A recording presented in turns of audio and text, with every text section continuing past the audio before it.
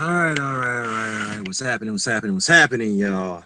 I know it's been a very long time for me on the live stream, on the live hangouts, that is. So it's time for me to catch up on a lot of things. First things first, shout out to everybody out there. I wish everyone, I had to give a chance, an opportunity to say this. I wish everyone, I think I did in my prior videos, but I'll go ahead and say this again. I hope everyone's New Year's is going great so far. Despite all the beats and animosities that's going on in the YTBC or the boxing platform community and whatnot. So just hope everything's going well so far. But so far so good. Interesting year of boxing at this point. So again, there's a lot of things to catch up on. Definitely had a chance to look at this weekend's action of boxing, which will I have to say was a very intriguing, if not I'll say more intriguing. I wouldn't say the most exciting weekend of boxing, but very intriguing, very interesting moments that happened this weekend, including Jorge Linares' loss to Pablo Cano, who a guy who's been pretty much knocked out or defeated so many times in his career. He shocked Jorge Linares in the first round at the ballroom, formerly ballroom, is called the Hulu Theater at Madison Square Garden, on the zone card.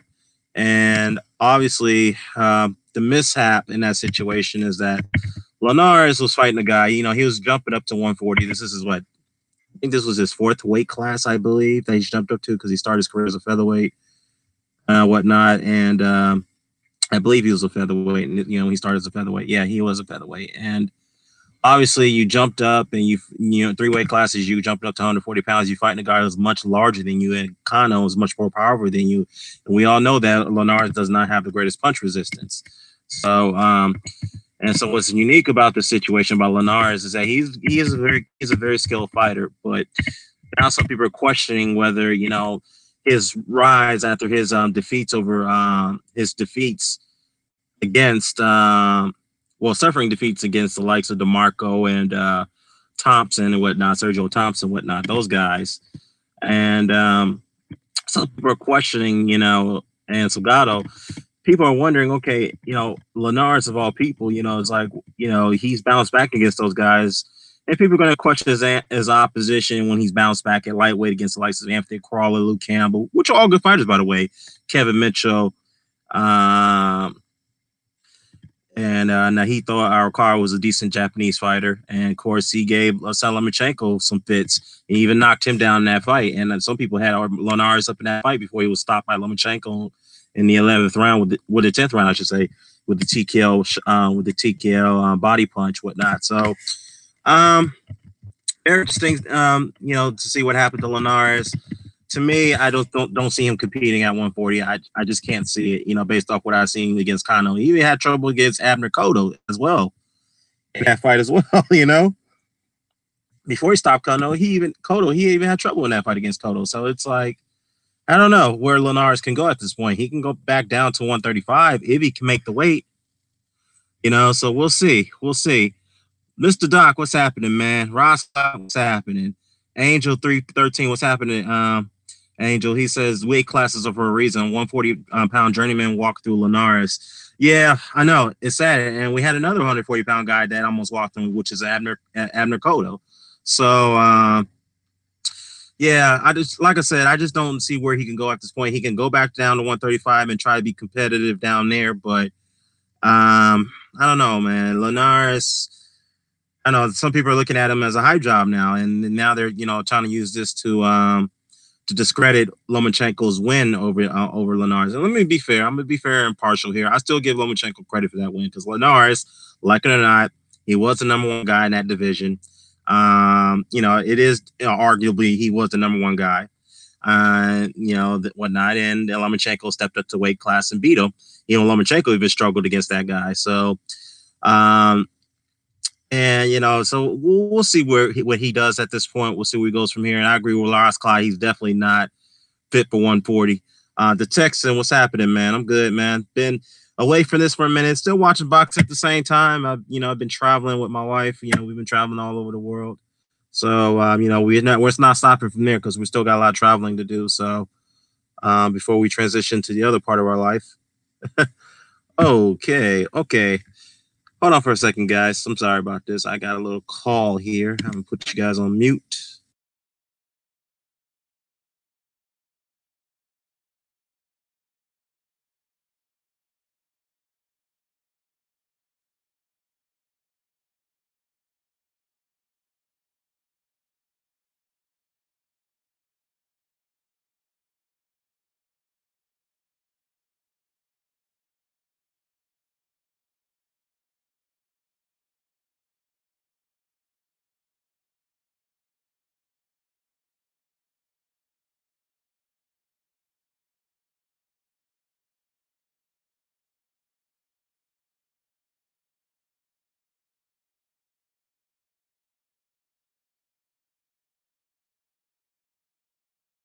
Sorry about that, guys. I'm back. All right. So, anyhow, what's up, Hamed? I'm doing good, man. So, anyways, like I said, I'm still haven't done.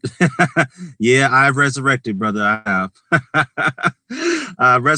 Resurrected from the traveling and the time off this platform, which is well needed for me. And I said this many times that the less time I spend on here is more liberating for me. You know. So there's other things to do outside this platform, which is a good platform, even though we have our disagreements, our beefs, and our gripes, whatnot, amongst each other on boxes that we favor and boxes that we dislike, or the politics or the business that encompasses the sport of boxing, whatnot. Traveling around the world, and I suggest everyone do this, man. When you ever get a chance to do it, man, it's much more to see in the world, man. You know, and the thing is that my family is my family's background. They're Jamaicans. I come from a Jamaican family, and we're known to be travelers. So Uh, my brother recently went back down to Jamaica, to visit our father, my father, whatnot, and I'm gonna have to do the same as well. And so I had to, just like I said, I just had to step away from this and travel, see the world with my wife, and we saw a lot of great things and happy, I'm happy, things are going well for us, and we got other things planning for our future. So again, traveling is not, we haven't done it yet, but say we haven't done it, we haven't stopped from traveling yet, so we got more places to see. Let's see. Wayne King says that I thought I had to set up a GoFundMe account to get you out of jail. Ah man, well bro, you got jokes, but it's funny though. There are people who do get access to online social media platforms out in jail, while they're in jail, I should say. Some people do get that privilege. Anyways, just not to kill the joke off, man. I'm just saying. Hamed says the Caribbean is nice. Yeah, true Caribbean is nice. Yeah, Caribbean is a very, very nice, sector of the, it's a very, very, very nice sector. The West Indies are very nice. Jamaica, some parts of it bad, particularly in, Kingston is the capital where most parts of his town, it's not that great. I think it's improved over the years. Montego Bay, Negril, Spanish town where my cousin is from. So very nice places to see over there. So need to go on a holiday. Same, yeah, man. Everybody suggest everybody. That's what you guys call it in the UK, a holiday. You guys need to. Everybody, I suggest everybody do the same, man. Mr. Doc says that absolutely, man. Life is about experiences. Yeah, I agree, man. Just take. I just implore everyone, take your time off YouTube. I guarantee you this, it'll be very liberating. You come back and you be like, you know what? If you want to get mad at me, so be it. I don't care. We're just debating an opinion for the most part rather than facts. Me, I debate facts, but sometimes I will incorporate my opinion. That's what we all do. So yeah, people don't have social media. Social media has people. Good point. Like a disease. It's like an addictive drug, man. It's very addictive. That it's so hard to get away from. Sometimes I'll admit, I never admit this to certain people. I was addicted to social media. It still am to some degree, but once you take your time off of it and go see the world, man, start traveling, I'm telling you, it's a whole different life experience. You feel you feel very liberating. You feel very relaxed. You think of you just you're at peace in a way. you know, because it can be very stressful arguing with everyone online, particularly on boxing for the most part. It can be very stressful at times. It can be very depressing. But you're mad at the same time because you always want to win on points. In facts. So yeah. Oh, you Haitian Wing King? So okay, cool. So you're the West States part of the neck of the woods over there in Haiti. Okay, yeah, my family's Jamaican. So hold on, guys, my phone's ringing.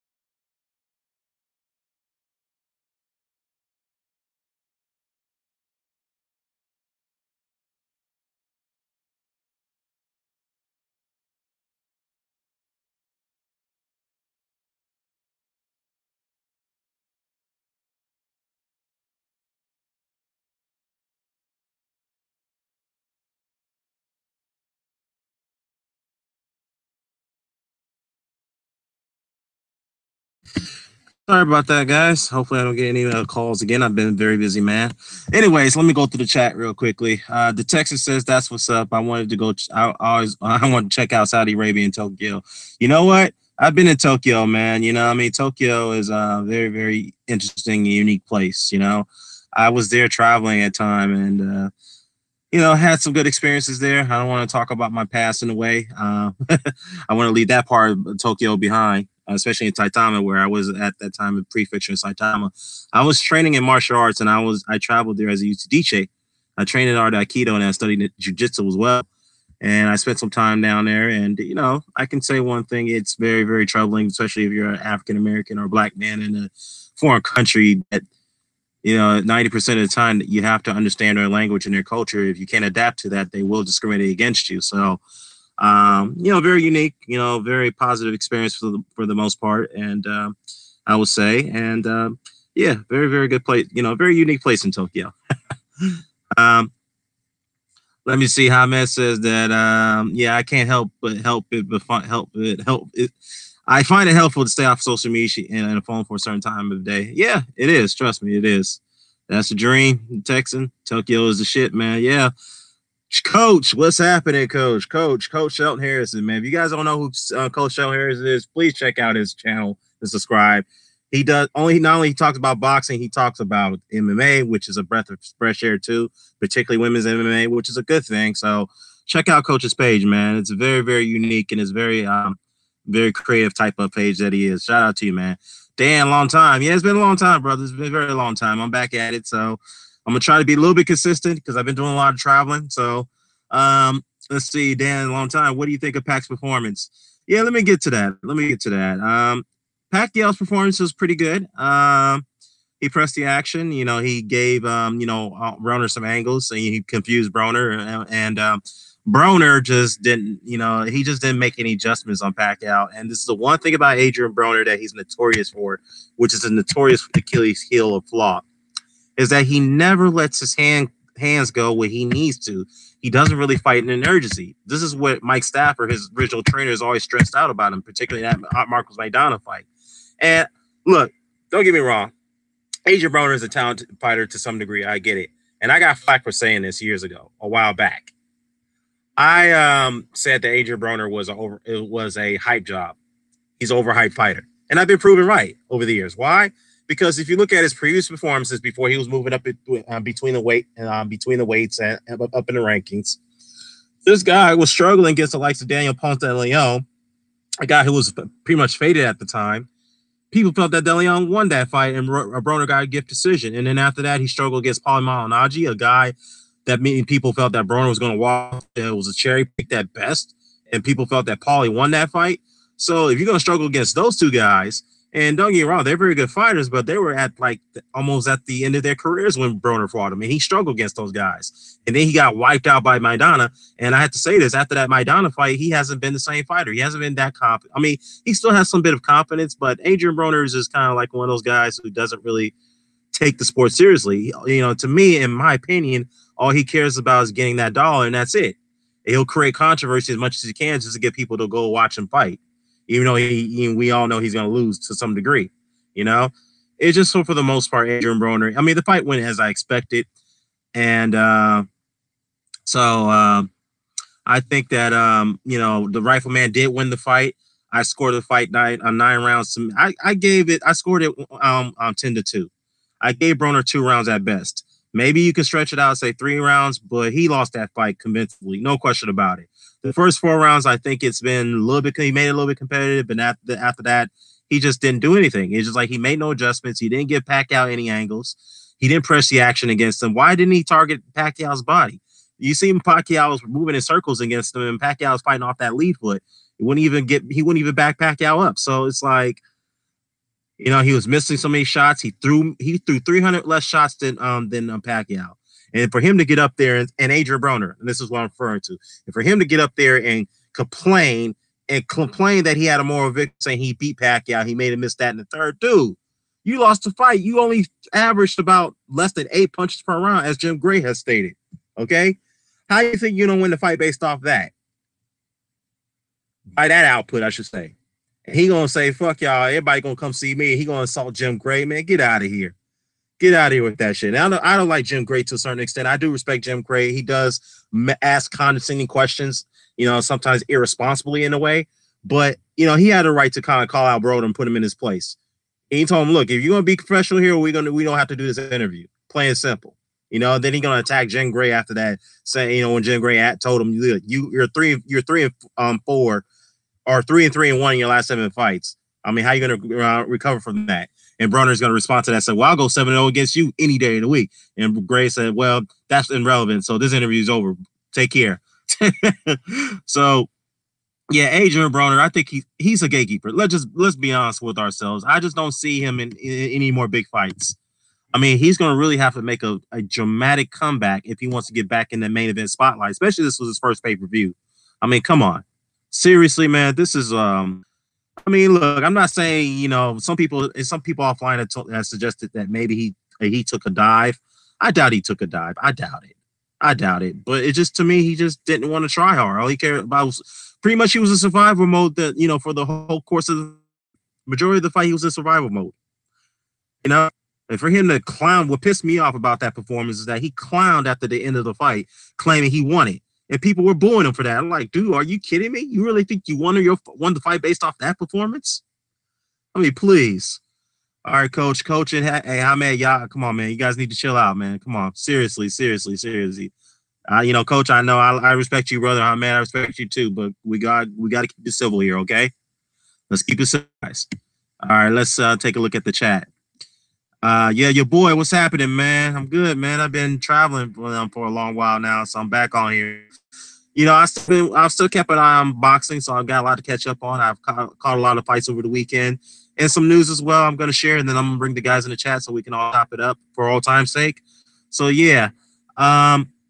Coach asked me that, hey, I'm biased. What's good, man? I'm good, man. Sean Ramson, what's good, man? Yeah, what's good? That was a great fight. Yeah, it was a good fight. I wouldn't say it was great, Sean. Not Sean Newton, guys, so let's not get it twisted. It's Sean Ramser. Sure. Sean Ramser is a very, very good dude. He's a good guy. It was a good fight. I wouldn't say it was great, but I'd say it was a very good fight, particularly on Pacquiao's part, because he made it a show while Adrian Broner didn't really do nothing. So, yeah. I'm biased. I'm good, man. I'm good. Have I ever been to China, Coach? No, I've never been to China.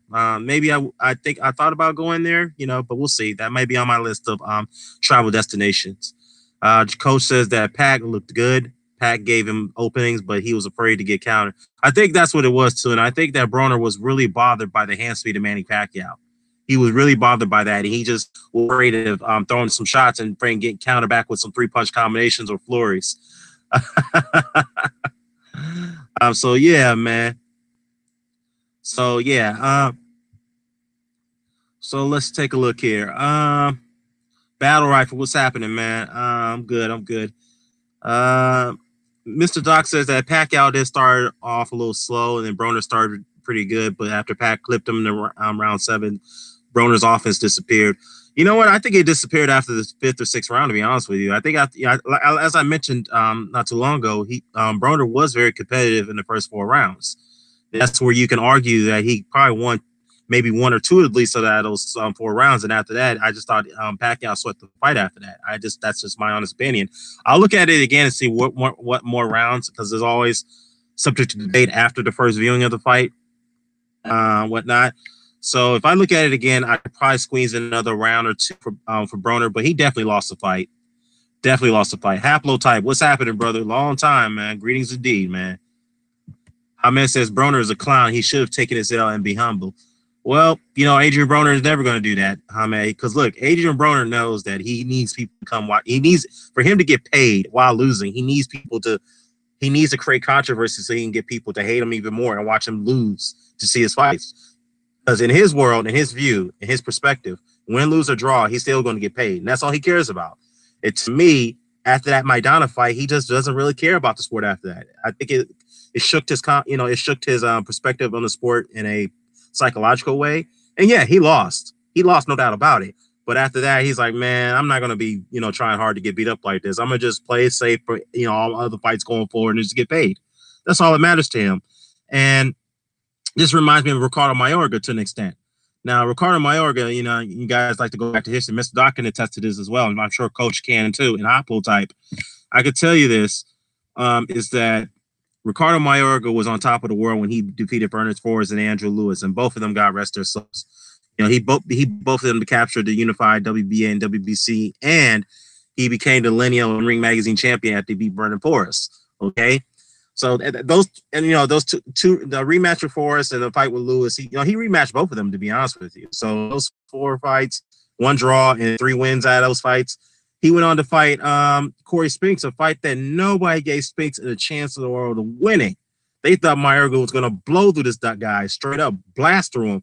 And then Mayorga felt he got the short end of the stick of that decision because there were a couple of controversial knockdowns.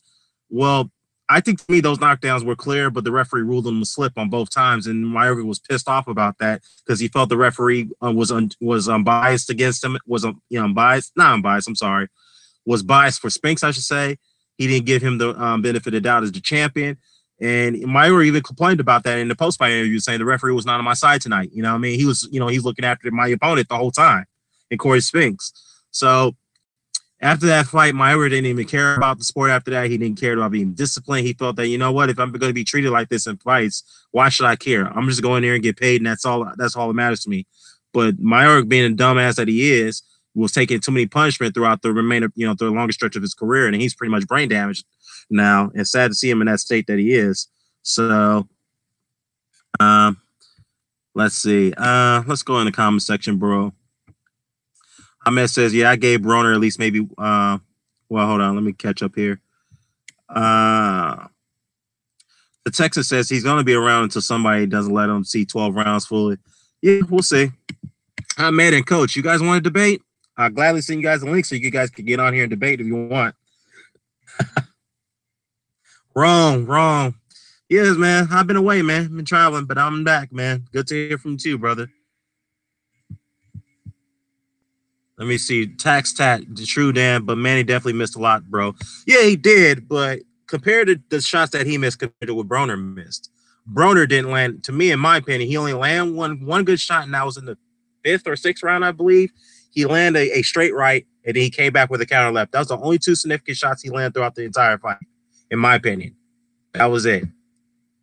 So, yeah, Bias says I gave Broner at least 2 rounds. Yeah, I gave him 2 rounds as myself as well. But like I said, I'll have to look at it again. And I think there's another round in there, a couple swing rounds. I could give him at least another round or two. But he clearly lost the fight.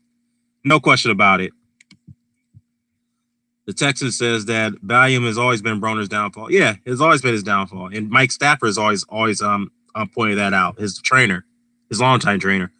Marcus Browne is pound for pound number 2, and Vosdick is now pound for pound number 1. We'll talk about that. Let me get down the list. I'm gonna bring you guys in here. Yeah, I'm gonna drop a link, Bias. Give me 1 second here, man. Give me 1 second. All right, man. I got your message. I'll send you a link whenever I can, brother. Cool. I'll send you a link. So let me get down to the rest of the cards here. I know I started at Pacquiao and Broner, but I'm gonna go down the rest of the cards. Marcus Browne versus Badou Jack. Actually, that was, in my opinion, other than Broner and Pacquiao, this is the other that I was looking for myself in a way, as other uploaders or commenters as well. I favor Bobby Jack to win this fight. In a way, I thought, not a big favorite, but I did favor him slightly to beat Marcus Browne. But Marcus Browne, for the most part, outboxed and outpointed and clearly dominated Badou Jack. Badou Jack just couldn't have no answer for Marcus Browne. Marcus Browne was too quick. He was too elusive. He was too slippery. I mean, when Badou Jack would come in with a straight right, Marcus Browne would get out. He'll duck underneath that and then counter him with a straight left. And Badou Jack just had no answers for Marcus Browne at all. I may tell you one thing. Up to like the 7th round, I gave Badou Jack maybe 1 or 2 rounds at best because I just think he just wasn't doing anything. In fact, his trainer, Lou Duval, was even imploring him. He's like, look, man, you got to press the action. You got him into the body because you're losing here. We're losing the fight here. And then there was one moment in the fight, I think it was the 8th round, when he tried to he tried to go in on he tried to lead in against Browne, and both heads collided, and it caused a serious gash above Jack's in the middle of Jack's forehead. And that was a very deep cut, and that was grotesque. I mean, that was very grotesque. That makes you want to throw up. If you see looking at that, man, it looked like there was you could see a bone. I agree, Mr. Doc. I think there was a bone. You could see a bone in there, man, in the skull right there. You could actually see it after that cut. And it amazes me how they even allowed Jack to continue that fight, because after that cut, I think his vision was impaired.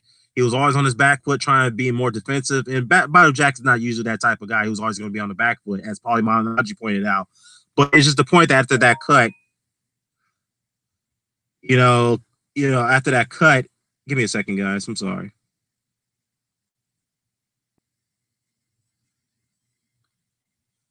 After that cut, it was all she wrote for them. Jack just couldn't see after that. He just couldn't get his punches off because he didn't know where he was hitting. I mean, at one point of the fight, he went with a short right hook. He, same right hook he was clipping Adonis Stevenson over time and time again in that fight. Marcus Browne ducked out of the way. But to me, I just thought he was just going for the fences because he was behind. He was, hurt pretty badly with that cut. He had to find some type of. I just think that, Marcus Browne, to me, clearly won that fight. I gave about maybe 3 at best. I scored it 117, 111 for Marcus Browne, and definitely a good win for him.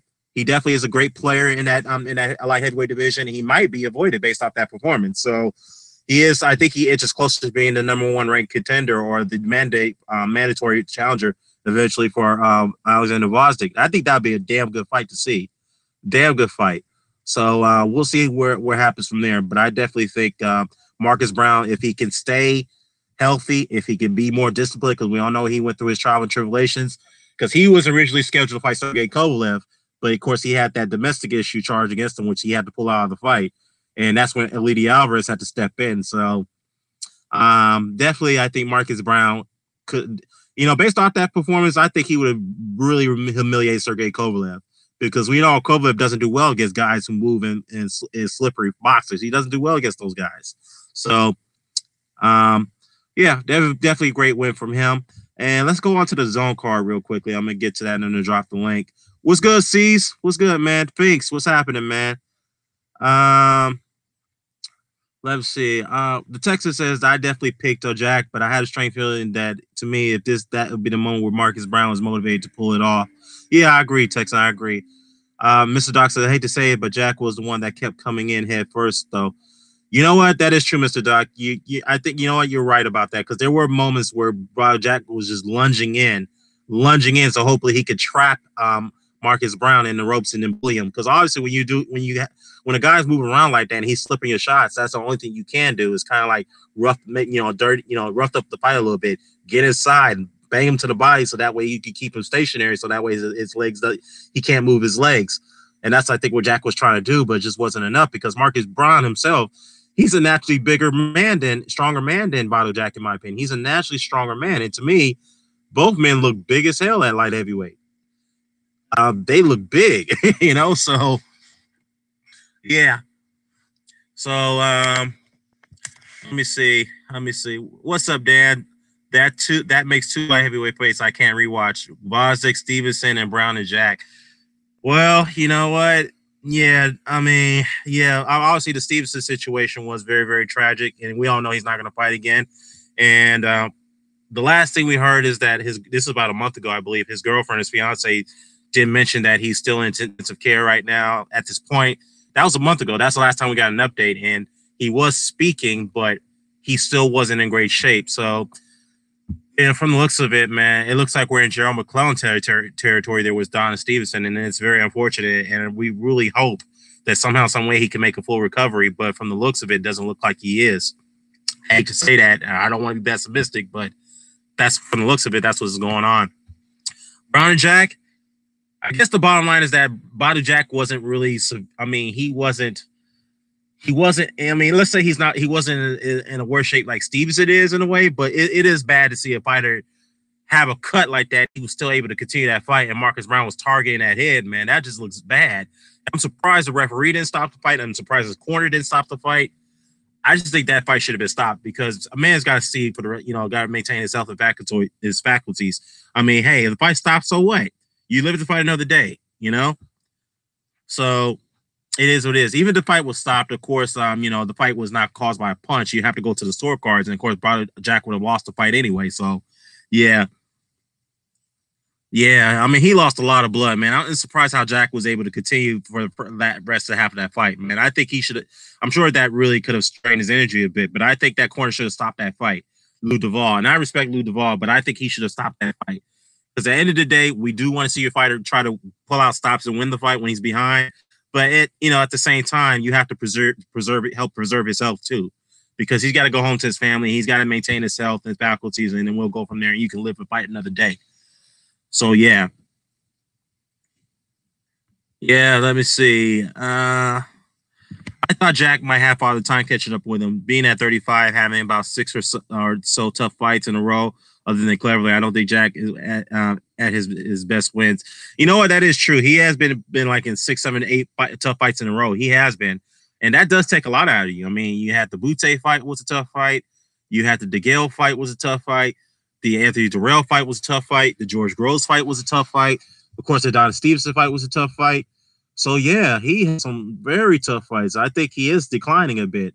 You might have a good point there, Mr. Doc. I think Badou Jack is definitely on the decline now, and this is going to be a problem for Floyd Mayweather. And the reason why I say that is because Floyd Mayweather really doesn't have any other moneymakers other than Badou Jack and perhaps Tank Davis. And Tank Davis is scheduled to fight Adam tomorrow, so he's been on a very he hasn't been quite as active, but it is what it is. So Badou Jack is very, very, very important to Floyd Mayweather's promotion. So we'll see.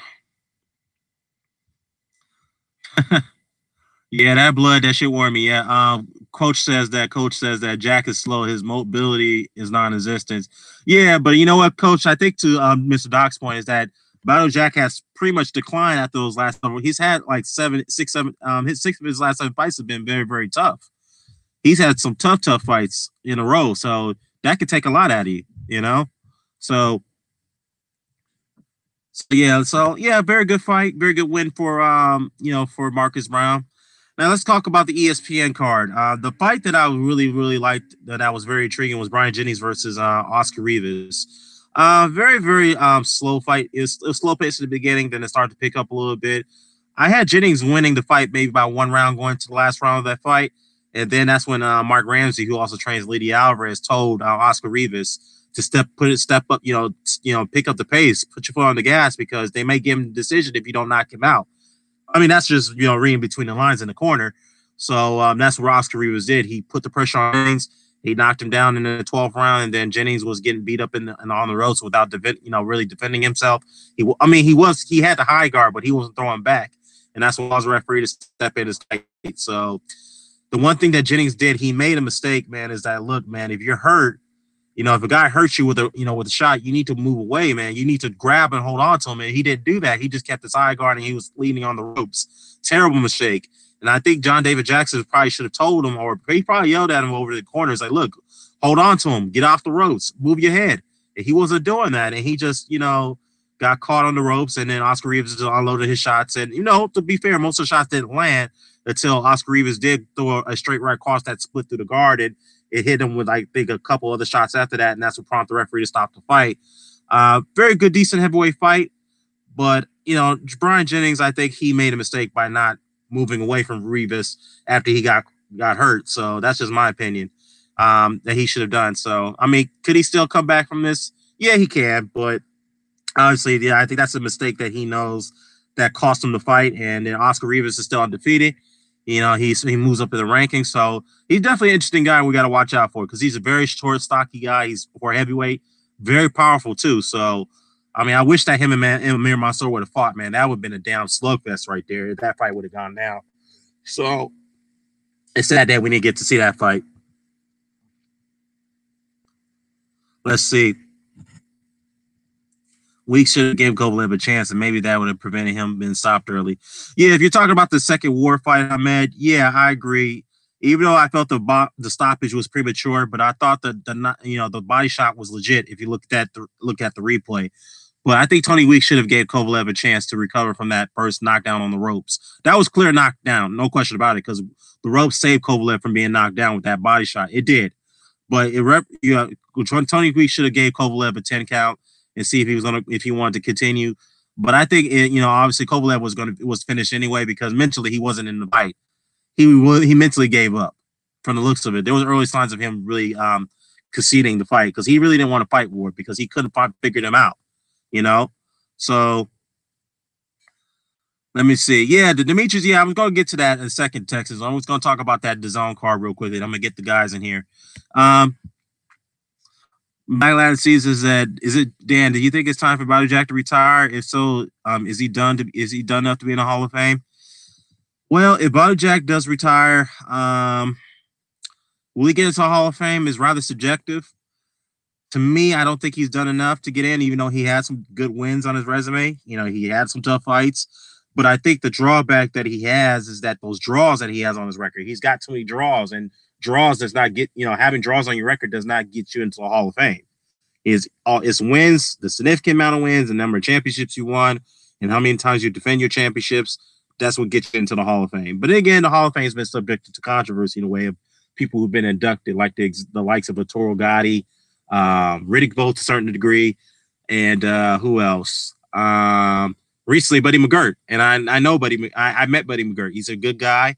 Very good fighter of his time, but he just got inducted into this year's Hall of Fame, and people are wondering, wait a minute, how come he gets inducted? Why not Diego Corrales? Why not Simon Browne? And it's funny though, because Simon Browne, Buddy McGirt's most significant win on his resume is beat Simon Browne for the lineal and alphabet title, which is the WBA welterweight title. And okay, if that win gets you to the Hall of Fame, then why not Simon Browne's not in the Hall of Fame? Simon Browne has defended his title. He was a 3-year reigning champion and a lineal champion, unified champion welterweight. He has better wins than Buddy McGirt. So, just one of those, I'm getting, a little bit off topic here, but as far as Hall of Fame is concerned, but that, that's just my take on Badou Jack. I just don't think he's done enough to get into Hall of Fame if he does retire today. That's my opinion. Yeah, let's talk about the Dazn card real quickly. Let's talk about that. Interesting card, yes, but it was just, it was not really an impressive card. Eddie Hearn's got a lot of work to do, and he knows that. He's got to put on better cards than this. Andrade's got to fight better competition to this Abrov guy. I think I pronounced his late name, Agavov. That's his last name, I believe. Forgive me if I'm butchering it, but Aghavov, be all fairness though, it was a pretty good competitive fight though. You know, the main event, he was giving Demetrius Andre some issues, but Andre figured it out. He put on, he put it on, he stepped on the gas. He started to break Aghavov down with some body shots, whatnot. So he was clearly in the fight, but that stoppage was very, very premature. That stoppage was unjustified because Aghavov, we all know he wasn't going to win the fight, but you should at least give him that honor, that chance to finish it on a good note in a way. Say, hey, look, I went the distance against the top champion. I had him. I was being competitive that fight, even though I lost. But that referee had no right to stop that fight. I could have finished that fight, but the referee stopped it. It was just bad timing. Bad timing. And the referee, I mean, look, I understand that they're in a tough situation. They have to make a decision to whether they want to preserve the fighter's safety or not. But in that instance, Aghavov was not really in that much danger. Yes, he was going to lose the fight, at the end. But at the same time, he deserved that right to finish the fight. Just like how Carlos Takam deserved that right to finish the fight against Anthony Joshua when the referee unjustly stepped in to stop that fight back over in Cardiff a couple years ago. So, I mean, that's just my take on it. But, yeah. Overall, good, good action of boxing over the weekend. Definitely got other things to talk about. So let me go ahead and bring the guys here. So we'll have to discuss that because, I mean, Dillian Whyte could possibly sign to the PBC. That's definitely news to me. I just found out about this a couple of days ago. So that right there, Dillian Whyte going to the PBC. That right there is very, very, very, very, very unique. Very unique. Let me see. Let me get the guys in here.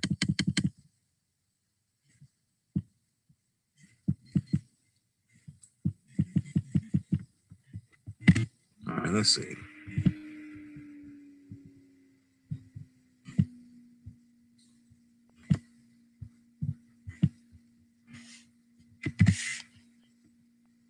That's not it. All right. Let me see if I can get you guys in here with this link. For some reason, it does not let me.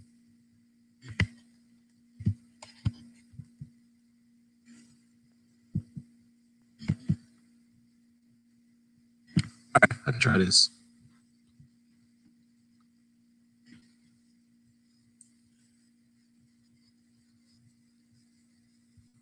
All right, here we go.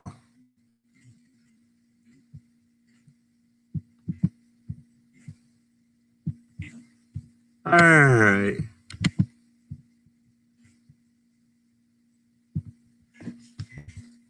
All right, let's see if that works.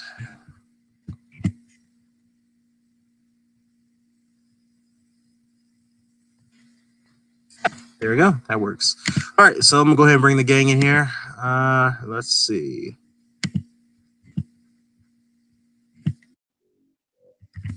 Oh boy, sales updates. All right. Sorry guys, that's part of the job I'm doing. Oh boy. Let's see with my team what's going on. After we ain't got no progress out there today. It's all good. Let's see. All right, let's bring the gang in chat, shall we?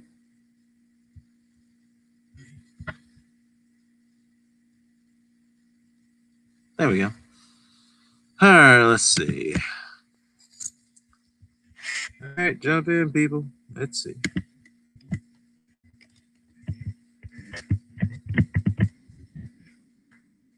All right, let me get. I'll probably get some LDBC guys in here too, so anybody can join.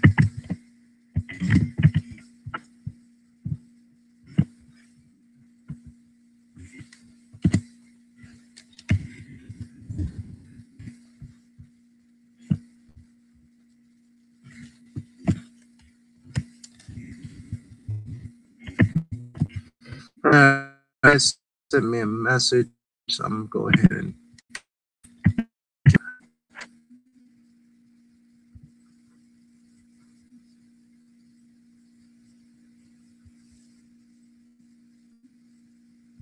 Let's see.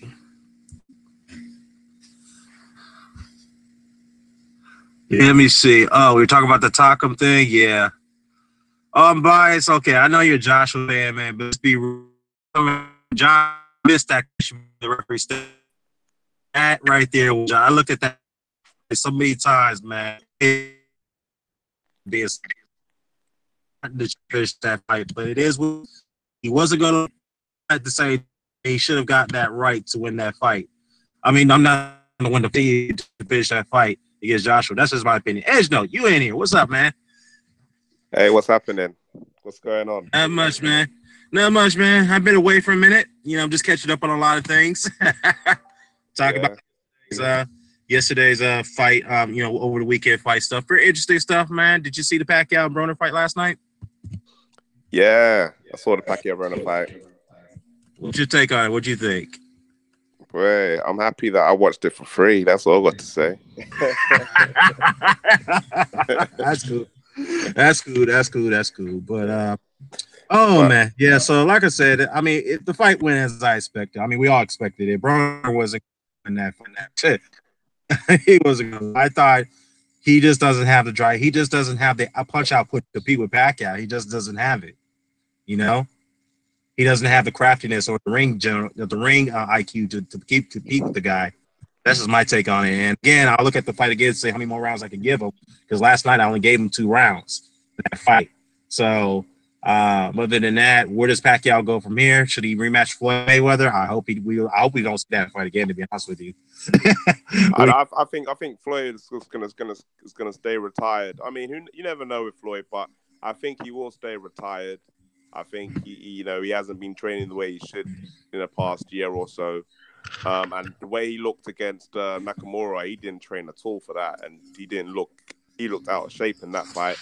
Right. And I think to get back into shape, the thing is, once you've been out of shape and not being in properly for a long time, it's very difficult at that age to get back into fighting prime shape. And if he feels like any doubt that he's going to lose that 0, then I don't think he'll go in. So right. I think it's more likely. I think it's going to be more likely going to be someone like probably Sean Porter, Thurman. Mm-hmm. I wouldn't be surprised if he faced Danny Garcia next. I wouldn't be surprised if he faced it. I don't think it'll be a Floyd. We never know. You know, you never know. He could come out of retirement, but I mean, you know. Do we really want to see that again? I mean, let's be honest here. Yeah, I don't know. I mean, a lot of people rather see other intriguing matchups. Pacquiao versus Thurman. That was the fight people wanted to see for many. So, now he is Thurman's mandatory if you think about it, because he has the regular WBA belt.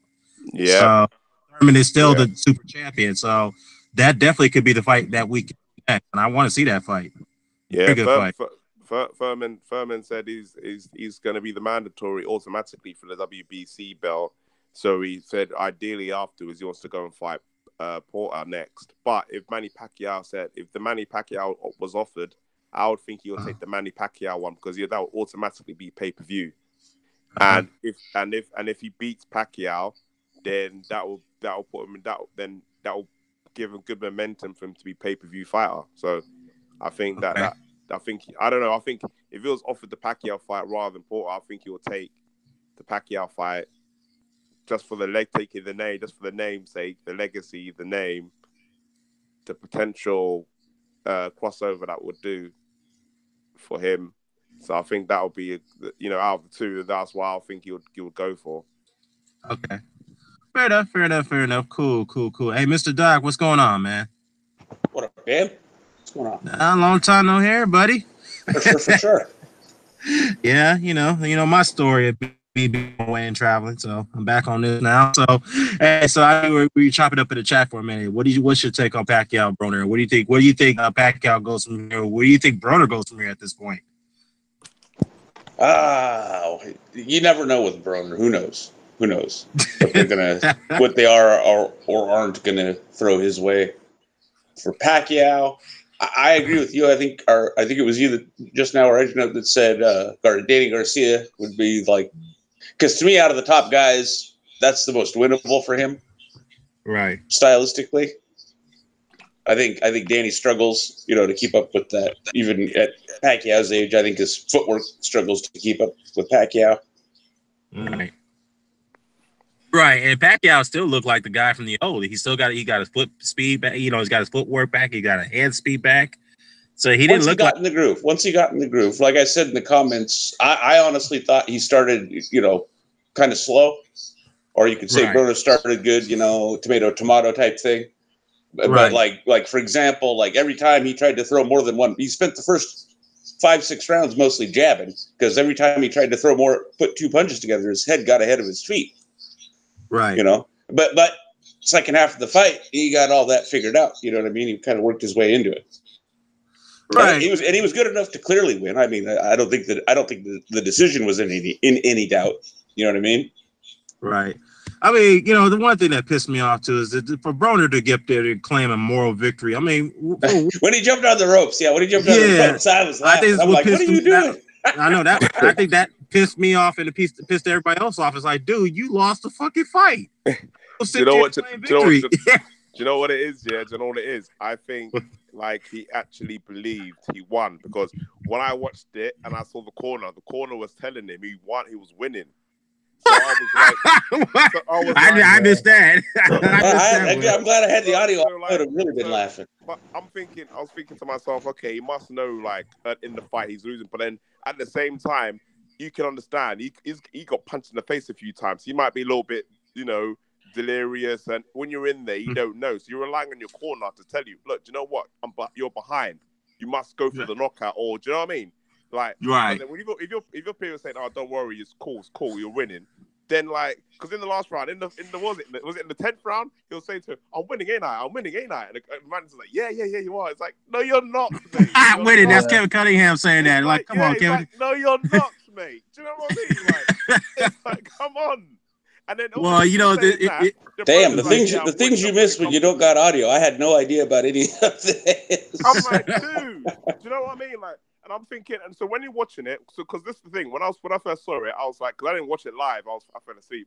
But when I first watched it, I heard the Browne, I was thinking, dude, you lost. Are you delusional? But then when I watched it, the whole thing, and I saw the corner, I'm like, dude, the corner must know. Do you know what I mean? Like, are they afraid of their jobs? I don't know. Like, I was thinking... you know what? That's a good point, Edge. I think that's what it is, because Broner is a hothead. He doesn't like to be told what he's doing wrong. He hates that shit. Let's be real. He doesn't like that.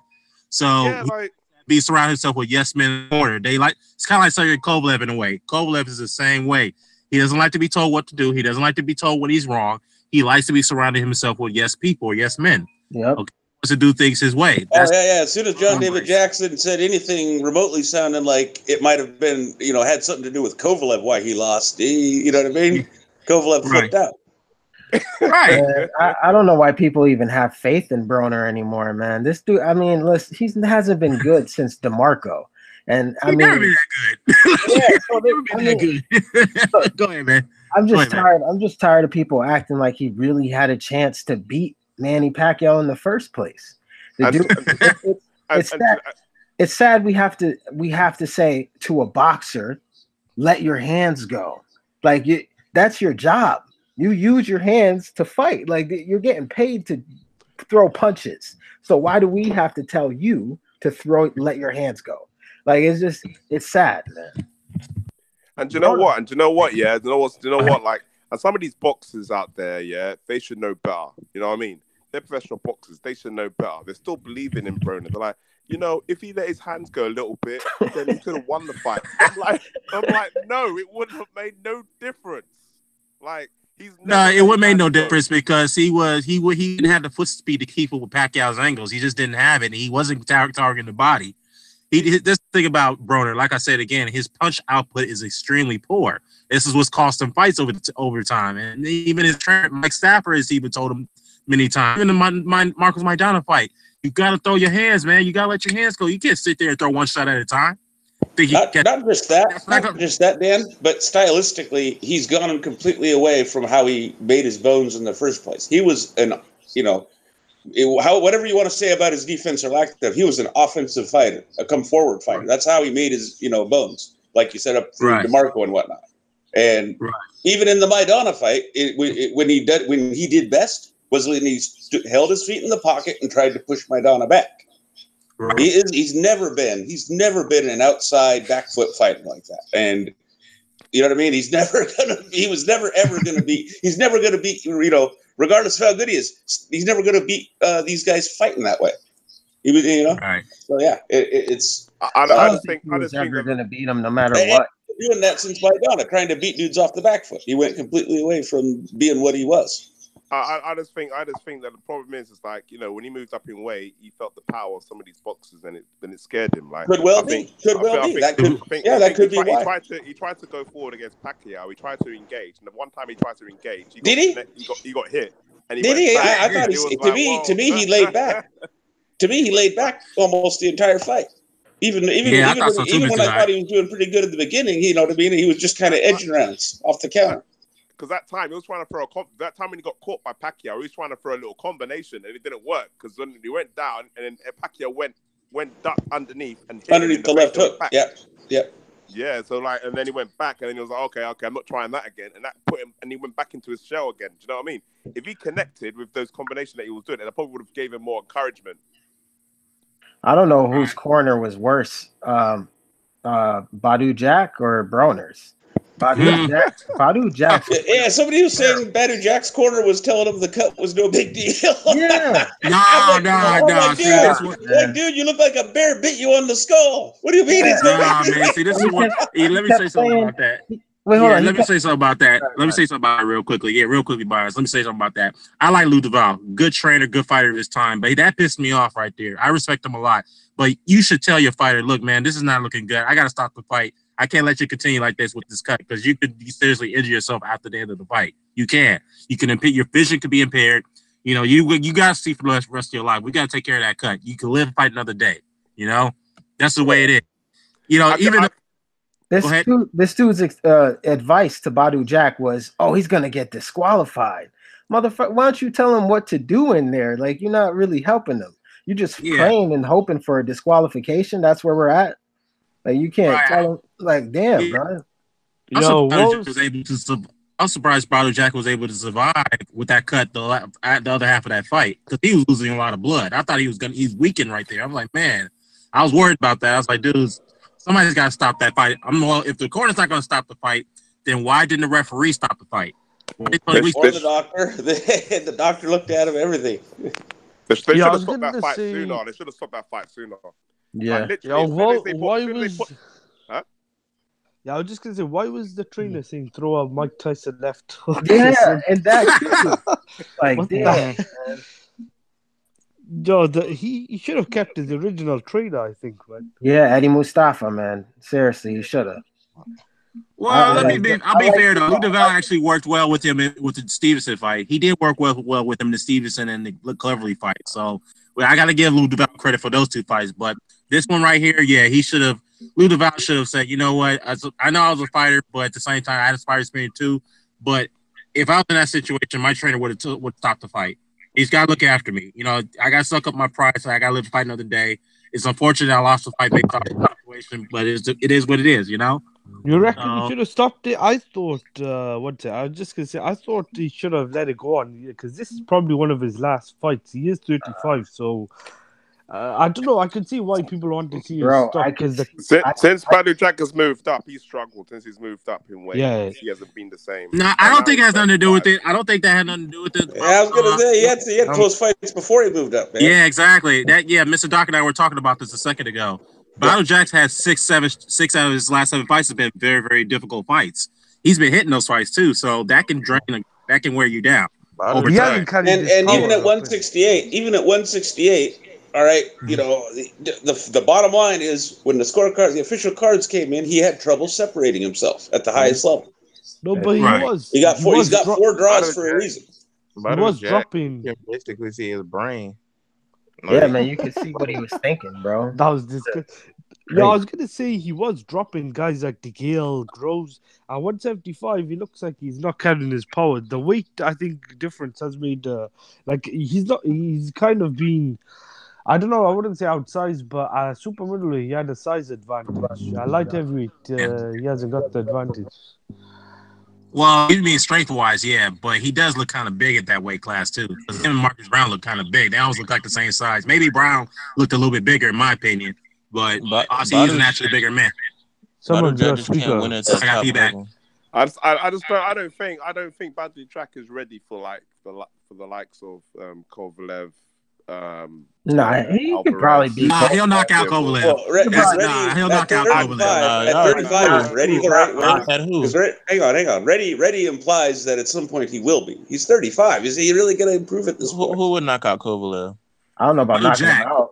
Elite Alvarez is going to knock him out again. That's what I think. I don't know about that. Oh, heck no. Alvarez is going to knock him out again. You watch. Right there, man. Alvarez is going to knock him out again. You watch. Well, speaking of Kovalev, his ass we know he's got legal disputes right now. He's allegedly charged with a felony assault against a female.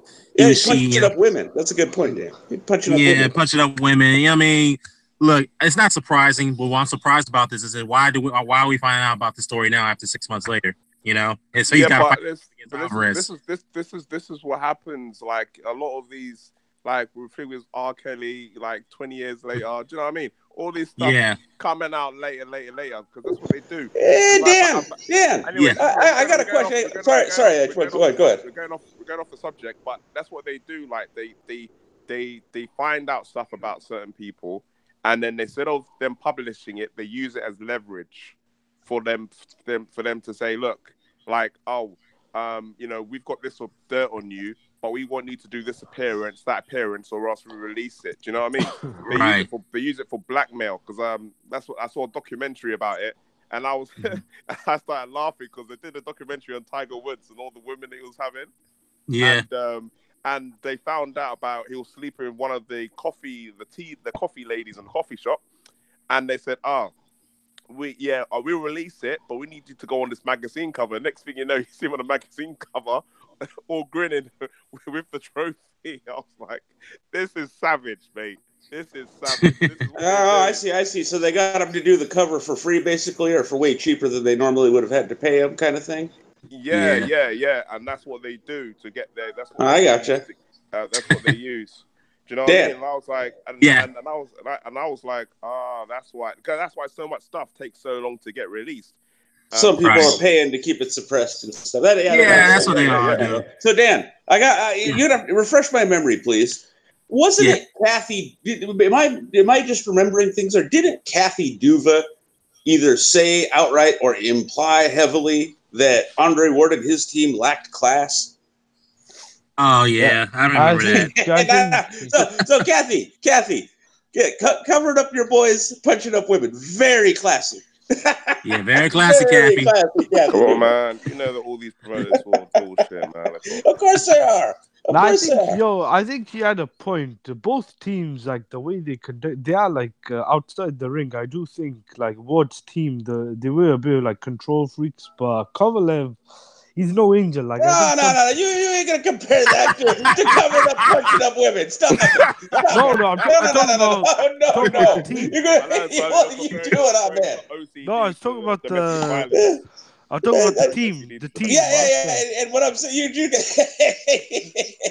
a big difference between covering up your man punching up women, being difficult. Hang on. Than being difficult in negotiation. Yeah, no comparison between that. Obviously, no comparison. No, but that was said beforehand, though, isn't it? Yeah.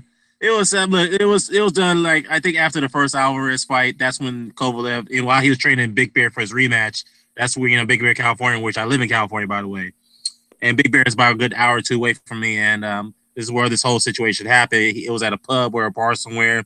He was asking for advances from this woman. This woman said no, and then he got very irate because he got rejected, shot down, and Kovalev, he doesn't like to take no for an answer. That's not how he operates. So, they apparently followed her to a cabin like Jason Voorhees, man. What the hell? Yeah, something's wrong with that dude. Well, I guess he was drunk, Kovalev. Why is it being reported so late? Like, this is about 4, 5, 6 months ago. Well, of course, the police booked him. He's got the arrest on his record. He's got the pending felony charge. But obviously, the story was suppressed, as you say. This happens to many boxers. That was my point, Hamed. The person to direct your question towards is Kathy Duva. Yeah, she probably suppressed the story. Now, don't sue me, Kathy. I'm just saying you probably suppressed it. Look. Here's what we can say, Dan. There's no way in hell did she not know. Did she not? There's no way she didn't know. Yeah. Right? Okay. Yeah, no, Yeah. it's too late to And know. 99.9% certain that just about anything significant that goes on legally in Kovalev's fucking career, she's going to have something to do with. Yeah, I think. of course she will know. Of course she will know because she'll have Yeah. to know. You knew. It's Of the course first you did. She point of didn't call. come out saying nothing, did she? If Kovalev says, "Oh yeah, I got my rights on one phone call," it's gonna be Kathy Duva. Yeah, I think he's not been the same since the whole Wards or whatever fights, man. That kind of I think has got to him mentally. But he should be more. He Yeah. should be He got revealed for what he was. He's a bully. He's a front There's no runner. excuses. Yeah, there's no excuses to be like going that. You should have a thicker skin. I think he was good at giving it out, but once he was pushed a bit back, like I think Mr. Doc said on one of the last ones, you could tell. Yeah, I agree. You can tell like he doesn't like it when he's getting pushed back. Some of them talented boxers. Once he starts to doubt, he's just not the same fighter. It all starts to fall apart. Well, that's the thing about Kovalev. He's used to getting things his way. He's used to having things his way. If things don't go his way, that's when he crumbles, he collapses. He starts to, crash down. That's how he is. He always finds some other factor to blame to put the blame on if things don't go his way. Yeah. You could see that stoppage coming in the second Ward fight like a good minute beforehand because he started looking to Tony Weeks and crying on quick body shots. Yeah, he was complaining. He was trying not to fight anymore. There was times he was moving away from Ward after the break. He didn't want to. He's like walking away from him, like he didn't want to fight him. It's like, what are you doing? Yeah, he turned his back completely. Yeah, Gert turned his back on him twice when Tony Weeks was breaking him in the break. Yeah, he was. Tony Weeks was like, hold up, you still got to fight. Turn around. Yeah, mentally, I think he checked out, didn't he? He was checking out in that fight. Yeah, mentally he gave up. He didn't want to fight anymore, and that's what Roy Jones was pointing out in that telecast. He's like, yeah, he's mentally gave up. He doesn't want to fight anymore. He's about to be knocked out. So Kovalev against Ward. That's what Roy Jones said. He's like, yeah, this guy's about to be knocked out. So yeah, but let's move along, guys. Let's move along real quickly. I want to talk about this real quick. I know some of you guys may have talked about this already on your channels or not. Dillian Whyte was in attendance last night at the PBC show, and he's more like there's a rumor that he may sign with Al Heyman. Do you think this is all a leverage for Dillian Whyte to negotiate his purse that he's claiming is being lowballed with Joshua? Could I just say someone's got the speaker on, man? Yeah, somebody's got feedback in the background. But let me repeat the question. Let me repeat the question. Yeah, somebody mute, please. Dillian Whyte was at the PBC show last night, and before that, he was in town in Vegas in meetings with the other U.S. promoters, including Al Heyman. Well, he's not a promoter, but obviously he was meeting with Heyman. Possibly he could be signing with PBC. Now, do you guys? I think Edge and Hamed, you guys from the UK, you're from the neck of that wood, neck of the wood. You could chime in on this and give your thoughts. Do you think Dillian Whyte is using this to kind of like strong arm Joshua and Hearn to give him the split that he wants for the rematch in Wembley, or do you think he's really genuine that he wants to leave PBC and it's get to Hearn in his face for giving him a low ball offer, as he claimed? I don't know all the details about it. This is what I heard. This is what Dillian Whyte is saying. In fact, we all don't know all the details about that situation, but this is what Dillian Whyte is saying. So, what do you guys think about it? I'll start with Edge. Well, because I did talk about it yesterday. So what I said is that I believe that this is just a way to leverage and to get more money for the AJ fight. And I explain my reasons why. The first reason is that, and I don't think he's going to go to PBC. And I explain my reasons why. Number one is that he's not angry with Eddie Hearn. He's angry with Anthony Joshua. It's two separate things. And Dillian Whyte did say that, look, he's not pissed off with Eddie Hearn. He's pissed off with Anthony Joshua. He knows that Anthony Joshua is sending him that bullshit offer. It's not Eddie Hearn sending it, because at the end of the day, it's Anthony Joshua that does the offers. The same way that Eddie Hearn did the offer to Chisora, which Chisora didn't want to do. So he understands how it all works with sending offers out. So if he was pissed off with Eddie Hearn, then I would say, okay, he's going to probably more likely to move to PBC. But the fact that he's not upset with Eddie Hearn means that he's not really pissed off with Matchroom. He's just pissed off with Anthony Joshua. Number two is because he's a pay-per-view star in the UK. He's not a pay-per-view star in the US, and he's not really known in the US. And if you think Anthony Joshua, they call him Anthony Johnson. in the US, and he's one of the biggest boxers in the world, then Dillian Whyte is probably going to be called Dillian Black because no one don't know who he is. Do you know what I mean? So he has to start from scratch. And if he fights Dominic Brazil, he'll make more money on pay-per-view in the UK than he would do in the States with PBC. Do you know what I mean? So, and those are the reasons why I would say that he won't really move to PBC. And they don't. And number three is that PBC don't have the fighters. Now when I say don't have the fighters, yes, they've got Deontay Wilder, but Deontay Wilder is not going to be. He's not the name target that he wants. He wants AJ. So if he wants AJ, he has to stay with Matchroom and stay with Dazn and stay with there. So those are the reasons why I'd say the reasons why I don't think he will leave. Okay, fair enough. That's a good point. You know what? I hate to say this. Edge and I don't agree on most of the stuff, but I have to agree with him on this one. I'm just being logical here because Dillian, even though I've been critical of Dillian Whyte, but I think he is trying to use leverage to get a better purse split with Joshua on the negotiation table because we have to also understand, take into account by fight basis deal with Hearn, so he can leave Matro anytime he feels pleased. The thing we have to get this. Let's not forget, Al Heyman does have a B network TV in the UK. So if he does sign with Hearn, he doesn't say come to the US and take fights. He can still in the UK and take fights over there as a pay-per-view star on ITV as their biggest pay-per-view star. So that's a possibility. I'm just want to throw that out there. So it's a possibility, but then at the same time, ITV is good in regards to free TV on prime time, but it's not as good in regards to pay-per-view prime time. Yeah, that's it's true. Not as established as a pay-per-view platform. Right. So, for example, they've got James DeGale versus Chris Eubank Jr. on pay-per-view in the UK, but the ITV don't hardly do any promotional for that pay-per-view. Not as much as let's say Sky do in regards to their promotion. Or BT maybe. Yeah. Can I say something? I think it's the whole Pacquiao-Broner fight. All they were keep showing was in between the advert breaks was the Eubank and DeGale promotion. So they don't really have a platform to. I could hear feedback again. They don't really have a proper promotional way of promoting their events. So I was just gonna say, why were you critical of Dillian Whyte? You said you were critical before I. Yeah, me. Yeah, I was critical because of certain things with the Luis Ortiz situation. You know what I mean? And that's the only time I've ever been critical of Dillian on that situation. That's the only time. But other than that, the opposition that he's fought, I'm cool with it. I say, you know what?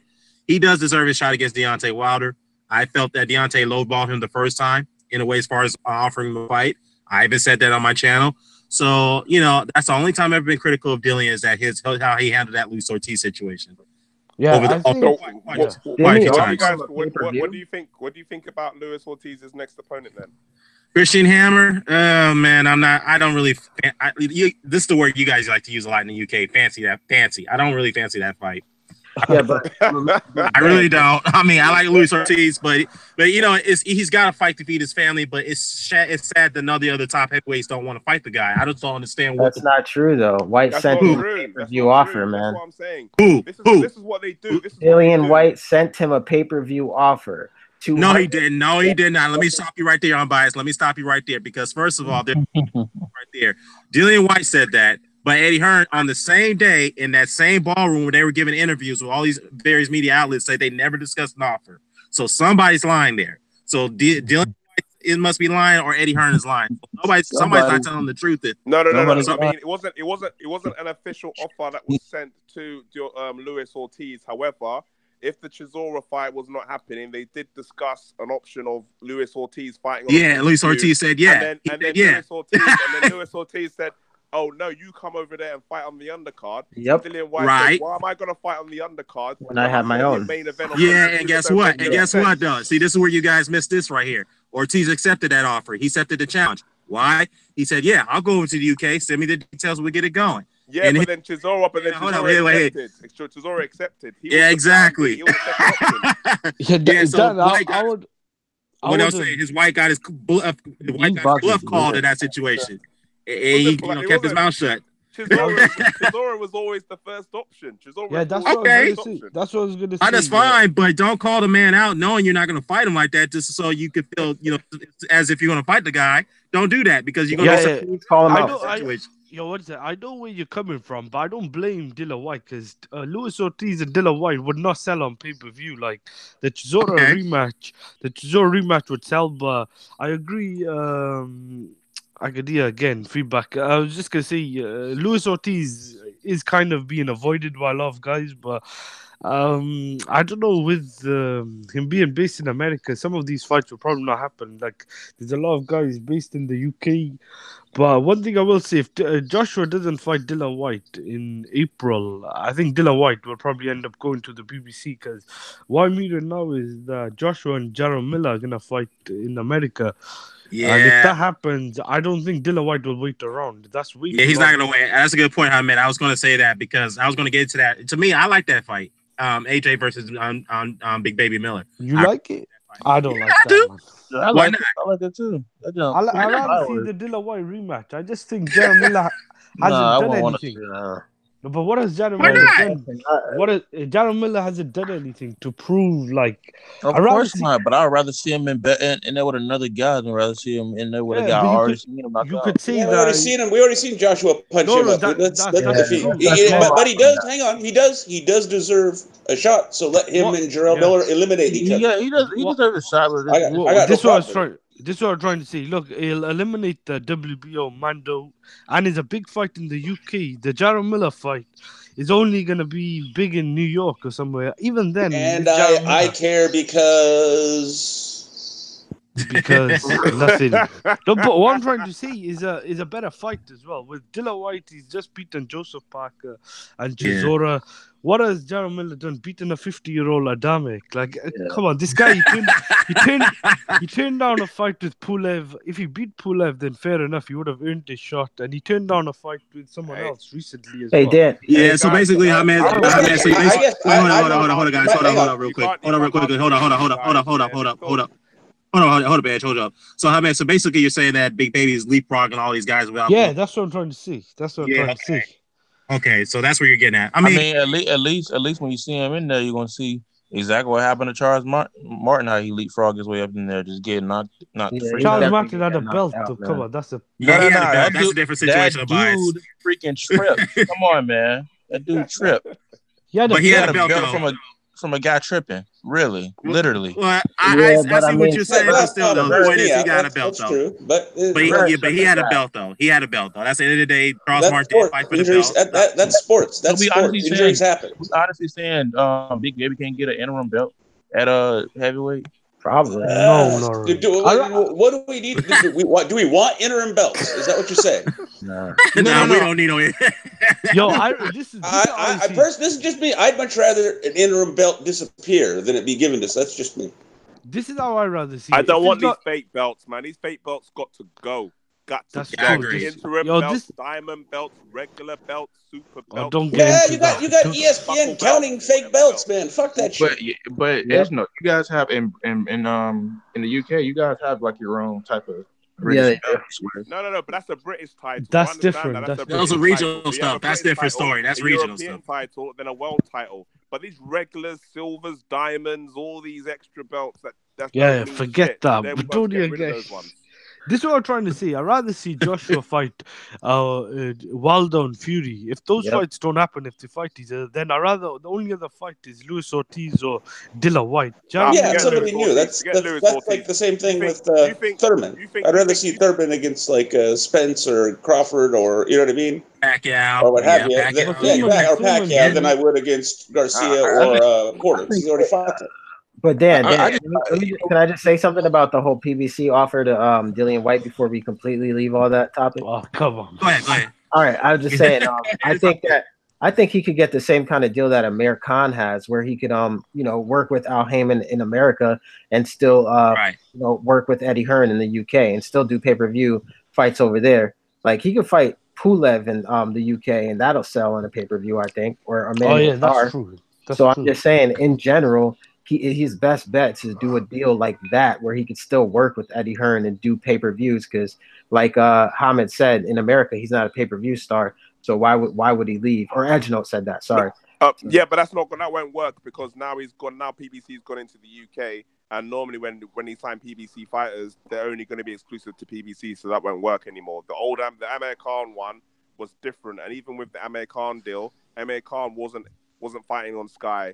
It was only all exclusive to PBC at the time. So when he left PBC, then he went to Sky. So it's a completely different situation. So if he goes to PBC, then that's it. He's going to go on PBC. And normally with PBC fighters that don't fight other people outside the network. And you already heard Leonard Ellaby saying, "Nah, we don't want our fighters fighting on the app." Do you know what I mean? So if he goes there, the Anthony Joshua deal is over. The Anthony Joshua deal is over if he goes to PBC. Well, I didn't know that. So now that you said all that, then he probably is not gonna go to PBC then. Yo, can I say something? I just seen something on Twitter that Wilder just said this. I think it's about 5 or 10 minutes ago.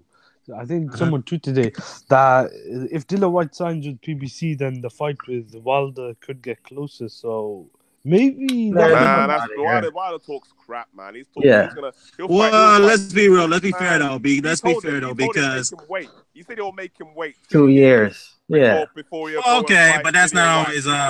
That's always not. So now he's on PBC. He's gonna change his mind. He got offered $5 million. He got offered. Let me just say this. Be fair. Let's be fair though. Wilder.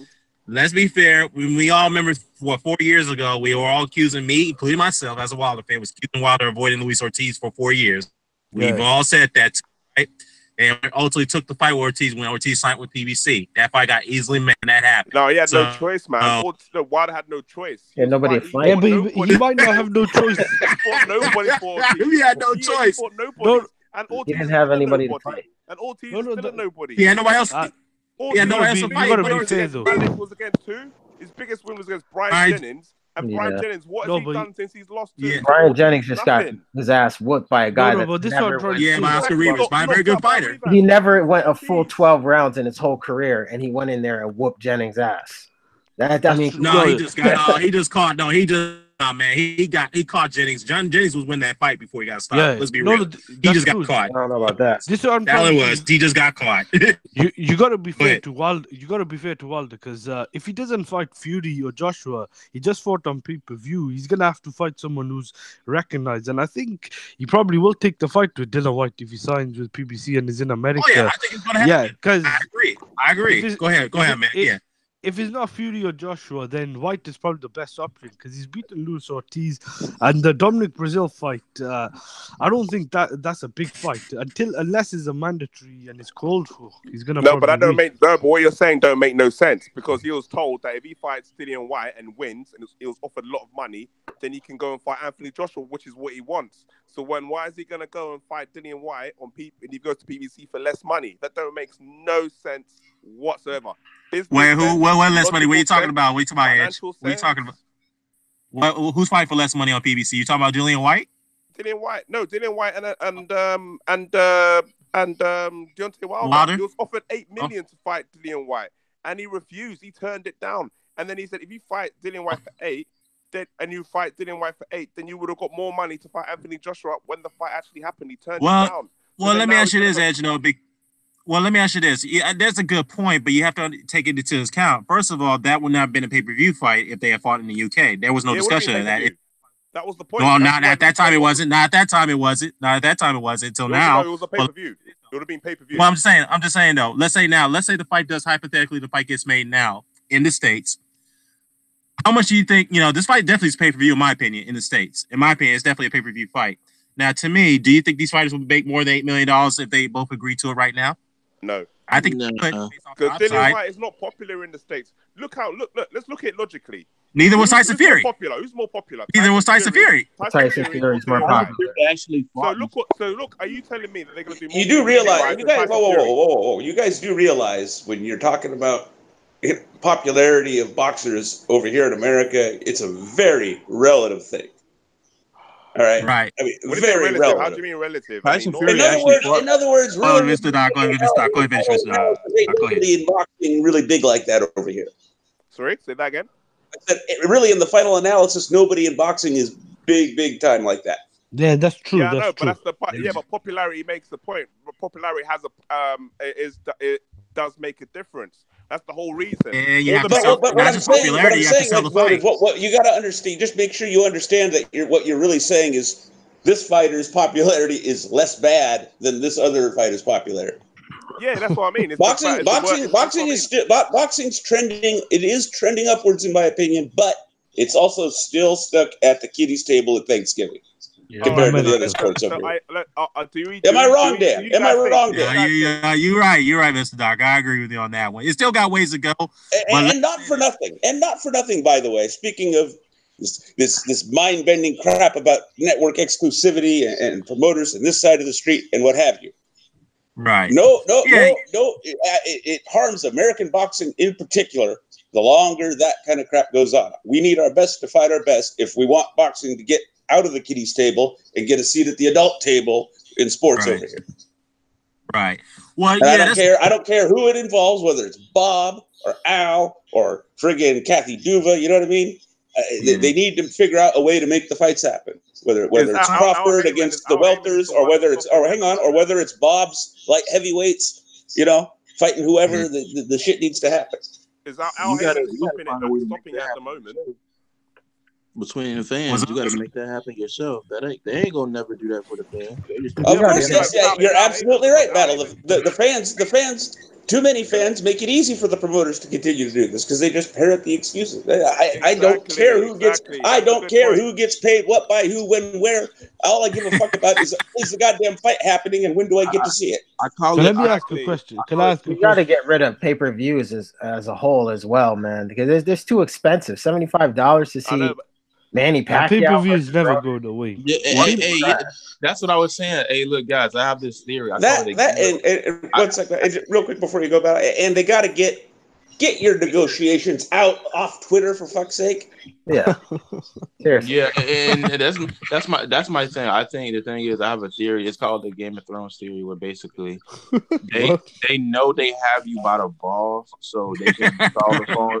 They can stall fights out as long as they want because they know the fans are going to come back each and every time. That's how Manny Pacquiao. Manny Pacquiao. Let's just face it. I'm going to say it right now. Manny Pacquiao and Mayweather. The whole fight essentially was a fraud. It's basically Floyd Mayweather fought his best competition for 6 years just so he can say Pacquiao was on steroids, and that's ludicrous.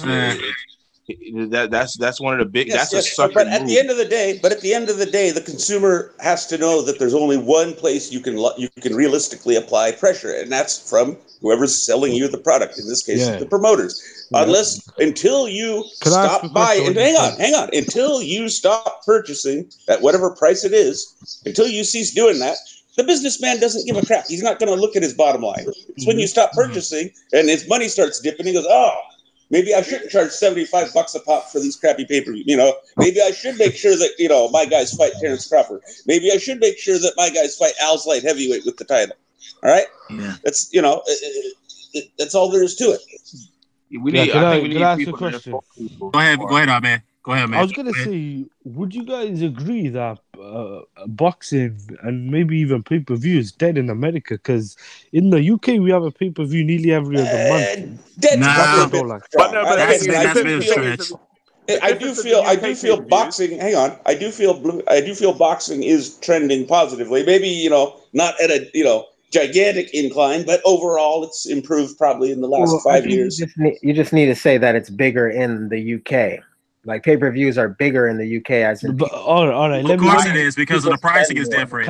Let's not pretend for a second like boxing wouldn't be way more widely consumed and pay-per-views sales wouldn't be more numerous if the price was the same the price point was the same as it is in the UK, about $25. But it's not.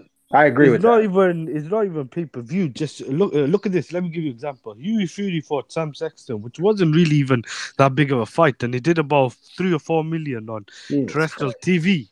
Now, if you put Wow. if you put a big proper fight on terrestrial TV, back in the days, you had Gerald McClellan, Nigel Benn doing 20 million on terrestrial TV. In America, these fights with Dude, these fights. we've got sitcom reruns that do that. Yes. No, what I'm trying to say, but these fights, even on Showtime, these are big fights. Like, so on subscription-based channels like Wilder, Ortiz, I see the numbers are about 1 million. Over here, we get Khan and Vargas, which wasn't really even a big fight, and it did about, I think, 3 million. So that's what I'm trying to say. Like, would you not agree that boxing in general has lost a lot of fans to MMA or not? Well, let me say this. Let me chime in on. Let me chime in on that. Let me answer this question. I would agree with that statement if it was 4 years ago after the Pacquiao Mayweather fight. I would say that I would agree with that statement then. However, boxing wasn't a shitter. Ever since that fight, a lot of casuals were turned off of that, et cetera, et cetera. I would say that in the market that we're in the U.S., boxing is a very niche sport. And why I say it's a niche sport here in the United States, because we're in a very, very, very big continental country in a way. Yeah. Rural America is not fond of boxing because there's a big sport that they're very fond of. They watch religiously. They treat religiously down, and that is high school football. They can care less about the sport. I'm just giving you an example. That's one. And number two, casuals make a big in the United States when it comes to boxing. If you can't produce good shows for them, their families word of mouth again. You're breaking up there, Dan. Hear me now? You can hear me now?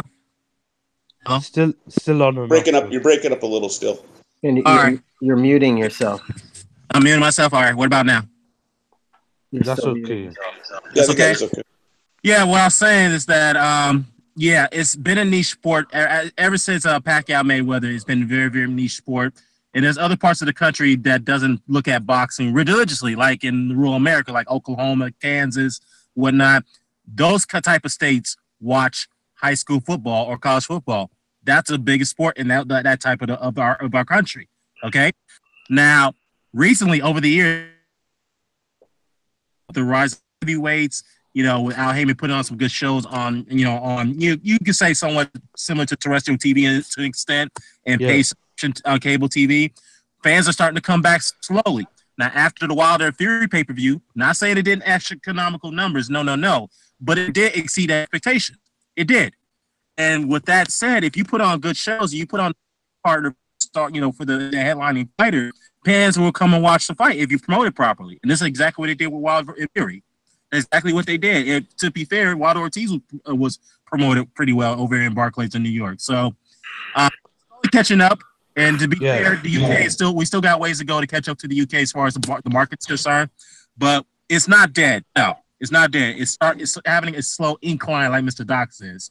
That's the thing, though. I don't think it's fair to compare the UK to the United States because it's a completely different market and completely different culture compared to the American market. So I don't think it's fair to compare both markets. They're two separate entities in regards to how they both operate. If they both operated exactly the same pay-per-view price, the same kind of crowds, the same atmosphere, then I would say, you can compare it, but you can't compare. It's two different cultures in how you consume your boxing to compare to the UK. So so I wouldn't say compare it in regards to you can't compare. It's like comparing the ocean to a pond. Like, to be honest though, even in America, we have more sports. So, and people, I mean, we have to be honest, man. And a lot of people don't watch boxing in America as much as we are saying right now. They don't, versus them watching multiple other sports. They'd much rather watch the other sport than just boxing. And UFC is big here too. You know what I mean? Like the UK doesn't have a UFC, do they? I don't know. Yeah, they got UFC, but it's not as big. And also, you make a good point with UFC. And the difference is, I say that between the boxing and the UFC right now is that the UFC push their fighters more than boxers push their fighters. Like, I'm in the UK and I know more. I don't watch MMA. I don't like MMA. I don't really watch MMA. But I know Conor McGregor. I know Khabib, and I know Khabib because of the Conor McGregor thing. And I know some of the MMA fighters in the UFC because they push their fights. I knew Ronda Rousey. And I had never seen her fight. Actually, I see the highlight reels of her getting knocked out by that woman. But like Holly Holm, the boxer Holly Holm, and Amanda Nunes. But I've never seen her actually fight. But she's get pushed massively. And the first time I've seen an American fighter get pushed, super pushed, is Deontay Wilder when he's fighting Tyson Fury. That was the first time I've seen a US boxer getting pushed hardcore since Floyd Mayweather being pushed. And I don't think enough American boxers are getting pushed hard enough. Right, I see. To the mainstream you guys public. You guys have I mean? Anthony Joshua on commercials and shit. In the UK, the British boxers, whether they're famous or not famous, they get pushed hardcore. That's true. Yeah, that's true. They'll be on this. They'll be on Good Morning, Good Morning Britain. They're on Soccer. Like for example, Gerald Miller. He came to the UK. He was on Soccer AM. He was on all these shows. You know what I mean? Like, I don't know what the Well, look, our Olympic boxers used to be national TV figures. Even guys that, like, look, Mike Tyson didn't even make the Olympic team, but where did you see his Olympic trial fights? ABC, Howard Cosell, the Yellow Jacket. Yeah, you know what I mean? It's crazy though. How did AJ get on Conan before any American boxer did? And you've got like in the UK, we've got a boxer called Anthony Yards. I don't know if you probably guys him. But like, we know Anthony Yards. He's notorious. he's like a prospect in the UK. He's not even like he's highly ranked and he has a world title or anything like that. But he's already like got Adidas deals. He's got sponsorship deals. He's on TV. Do you know what I mean? He's been pushed heavily. Like, do you know what I mean? Like Deontay Wilder was on Wild and Out. That got to count for something, right? I was going to say, though, what about, when Gennady... Well, speaking of Deontay's got a movie coming up, too, so I'm not sure what movie he's going to play in. There's rumors. What movie? Rookie 3. Oh, no. Oh, God. Yeah, he's going to be in the movie. Creed 3? No, that's a rumor. He better not be Clubber Lang's son. He better not. I think he'd be perfect. He don't look nothing like Clubber Lang. Like I can imagine. He doesn't, bro, and he's way bigger. Why would Michael B. Jordan be fighting a 6'7" dude at 175? I mean, no, that can't happen, man. That can't happen. First of all, that heavyweight who played Drago's son, Drago, that dude was huge in that movie. I mean, come on, look at the weight disparity. But still, like, why would Michael B. Jordan is like a light heavyweight? Why is he fighting Deontay Wilder, 6'7"? Michael B. Jordan is equivalent of a middleweight. He's equivalent of a middleweight. He's like Canelo. Like, he's bigger than middleweight, man. No. He's bigger than middleweight. He's like a light heavyweight. Did you see that Romanian dude he fought? That dude was huge. That Romanian dude. Yeah, he looked huge in the movies because it's widescreen. But I'm talking about like in real life. Yeah, in reality, he would be what do you call it? 168. The cruiserweight, maybe a cruiserweight, maybe. He'll be one guy. He'll be 168. But like because that's what I'm saying. Because in the movie you think, he looks huge. But like in reality, because they just do that for the film, that's the size. That's what weight division he will be in. Steroids. Yeah, but you still gotta weigh him. Carl Weathers is bigger. Carl Weathers is bigger than Michael B. Jordan, way bigger. So I mean, I doubt that Mr. T. son is gonna be 6'7" and tower above this dude, and then Michael B. Jordan like beating the ground like he did in Creed 2, and then I'm like, oh my god, it's getting too cartoony. I'll fancy Michael B. Jordan against Wilder. I'll fancy it, man. I think. All I know is if Michael B. Jordan fights, all I know is if Michael B. Jordan fights Roy Jones, there ain't gonna be no more Creed movies. Yeah. Oh my god. He better not, boy. He better not. No, he better not do it. Don't do it, Michael B. You're gonna get punched up by an old man. That's it'll be Creed, The Last Stand.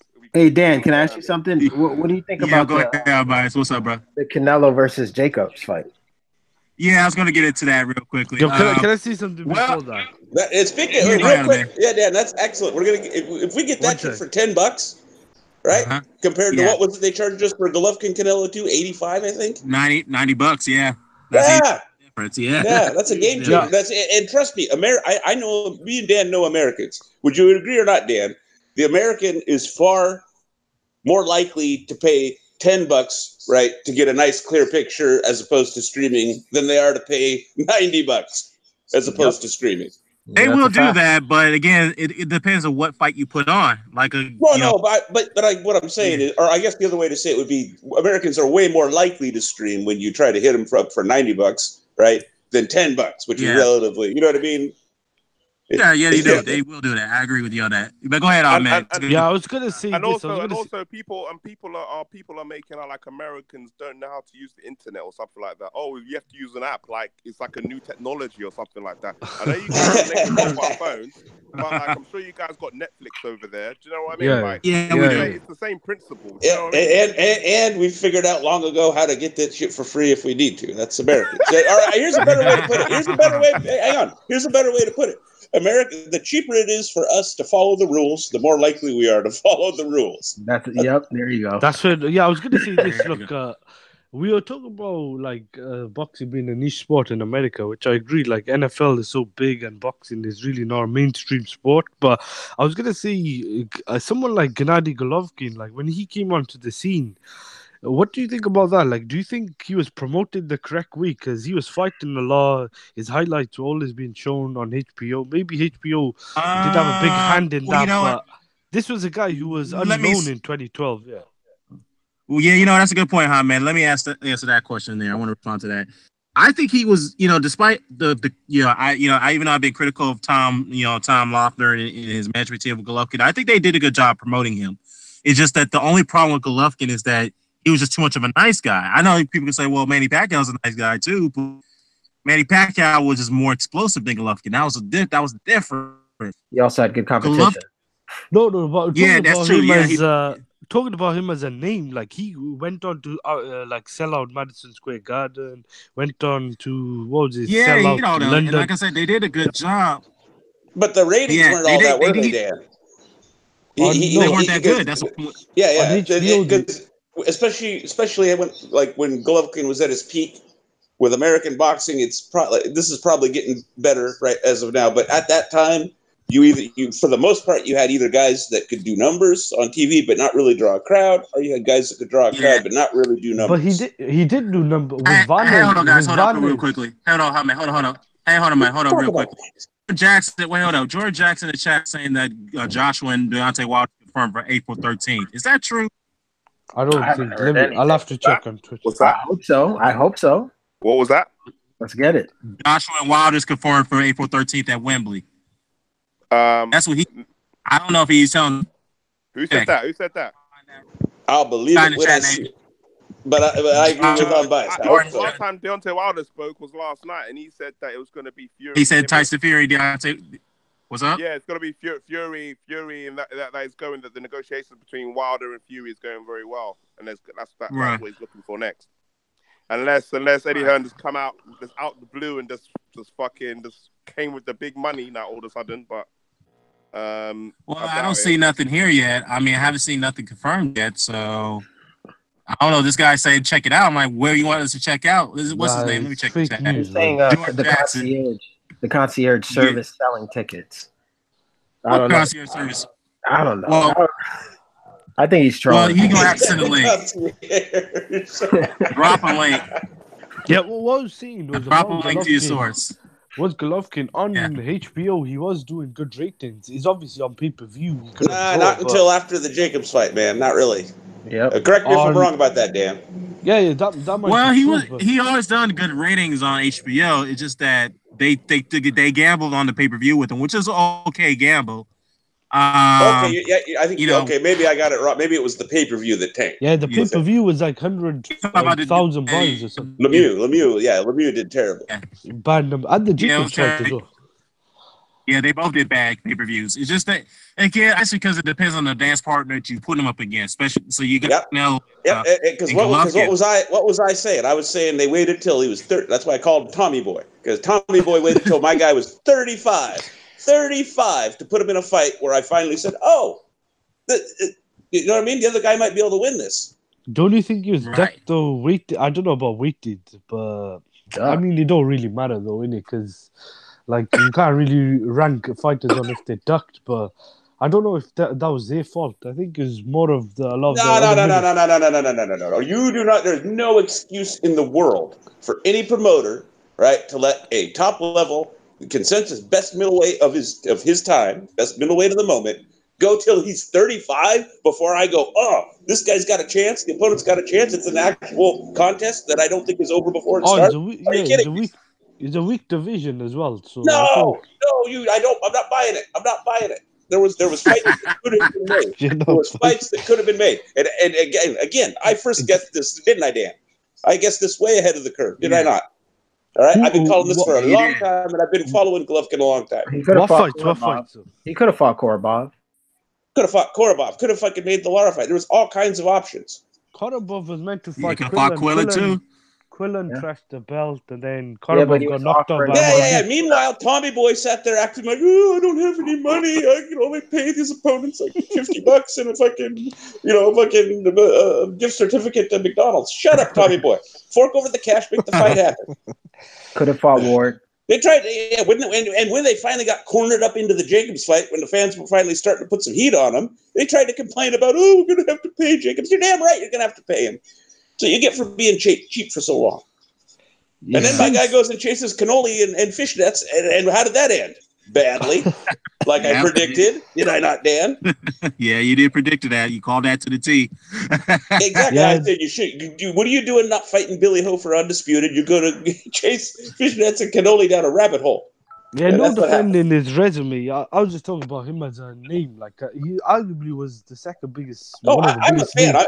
Forgive me. I'm a fan. I'm more venting than I am directing this at anybody in particular. Yeah, but like I said, let's talk about the Canelo-Jacobs fight. It's a good fight. It's just a fight fun to see, unification bout. But Oscar De La Hoya not too long ago did say he was working on the second rematch between Canelo and Golovkin. I don't know what happened to that. I don't know what happened. I wouldn't be surprised if I wouldn't be surprised if I see Triple G versus Andrade next. Yeah, let's see that. I'd rather see that. Let's get it. Man, that's gonna be a beating, bro. Yeah, they're all gonna be hard fights. They're all gonna be hard fights for Golovkin now. He's old. Yeah, it's gonna be hard for Golovkin. That's why I said I think Canelo. I think Triple G will sign on Dazn because I watched that PBC, that weekly Fox show. Abner Mares is a funny guy. Abner Mares he's a terrible host.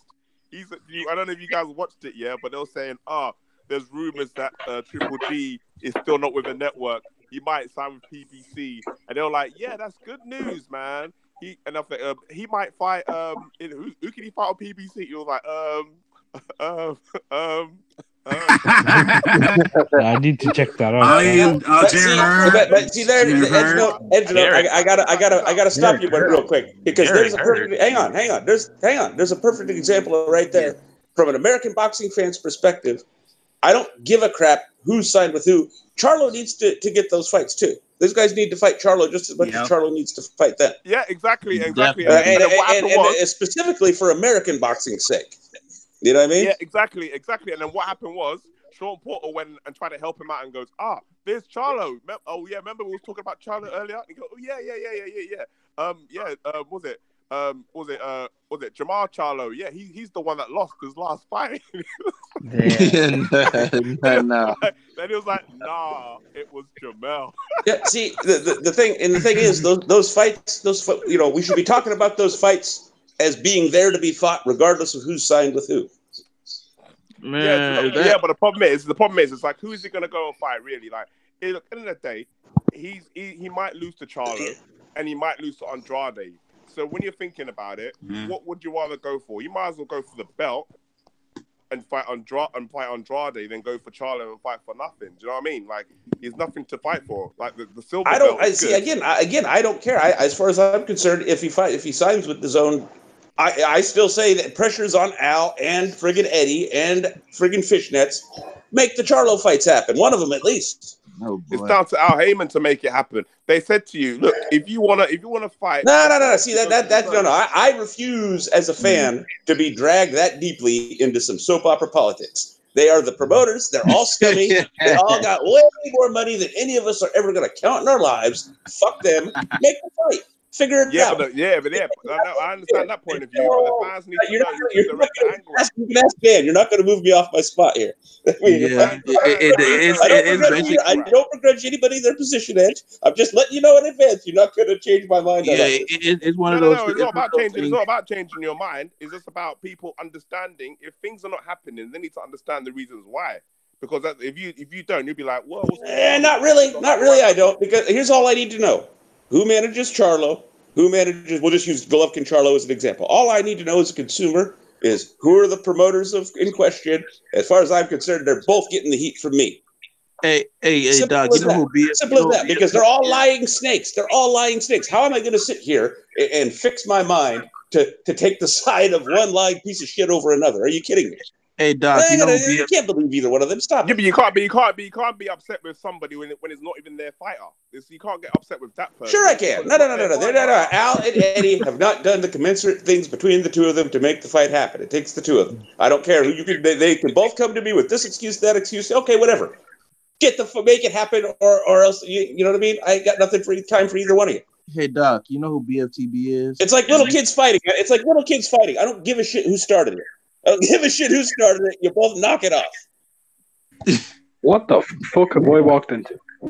Hey, I'm biased. You know BFTB, right? You're not giving a shit about network exclusivities, this side of the street, promoters, that kind of shit. Why does it matter? Yeah. Okay, you know what? Hey, hold up, guys. Hold up. You know that? Hey, hold up, real quickly, guys. Actually, guy that sent me that link, Jordan, what's his name? I see a link right here on the securegroup.com/tickets/sports. There's tickets for ringside for Joshua versus Wilder April 13th. What? Hold up here. Wait, what? Oh, they pulled the fast one. Wait a minute. Take a look. Wait, hold up. Take a look at this link right here. You screen share that there. Put it in the hangout. All right, I'll put it in there. Let me screen share. Hold on. Let me see that. Feedback in the back. It's probably Battle. Yeah. You always assume it's me, unbiased. Right, I love the way you're saying it's always you, but yet you were going to blame me for calling you out when it was a bias. No. I wasn't going to blame you. I just said McGregor in the sense that I forgot who he was. Who it was. All right, do you guys? It's just do you guys automatic. See it right now? It's just automatic. Okay, I see it. I see it, Dan.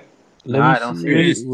Where'd you post it? I think it's one of those dummy fake sites trying to convince people. Is it a fake site? Yeah, you guys know this because this is based in the UK called the Sincor. That's not legit. That's not Mate, legit. all that is a fucking caption. All it is a caption over a picture of AJ at his last fight.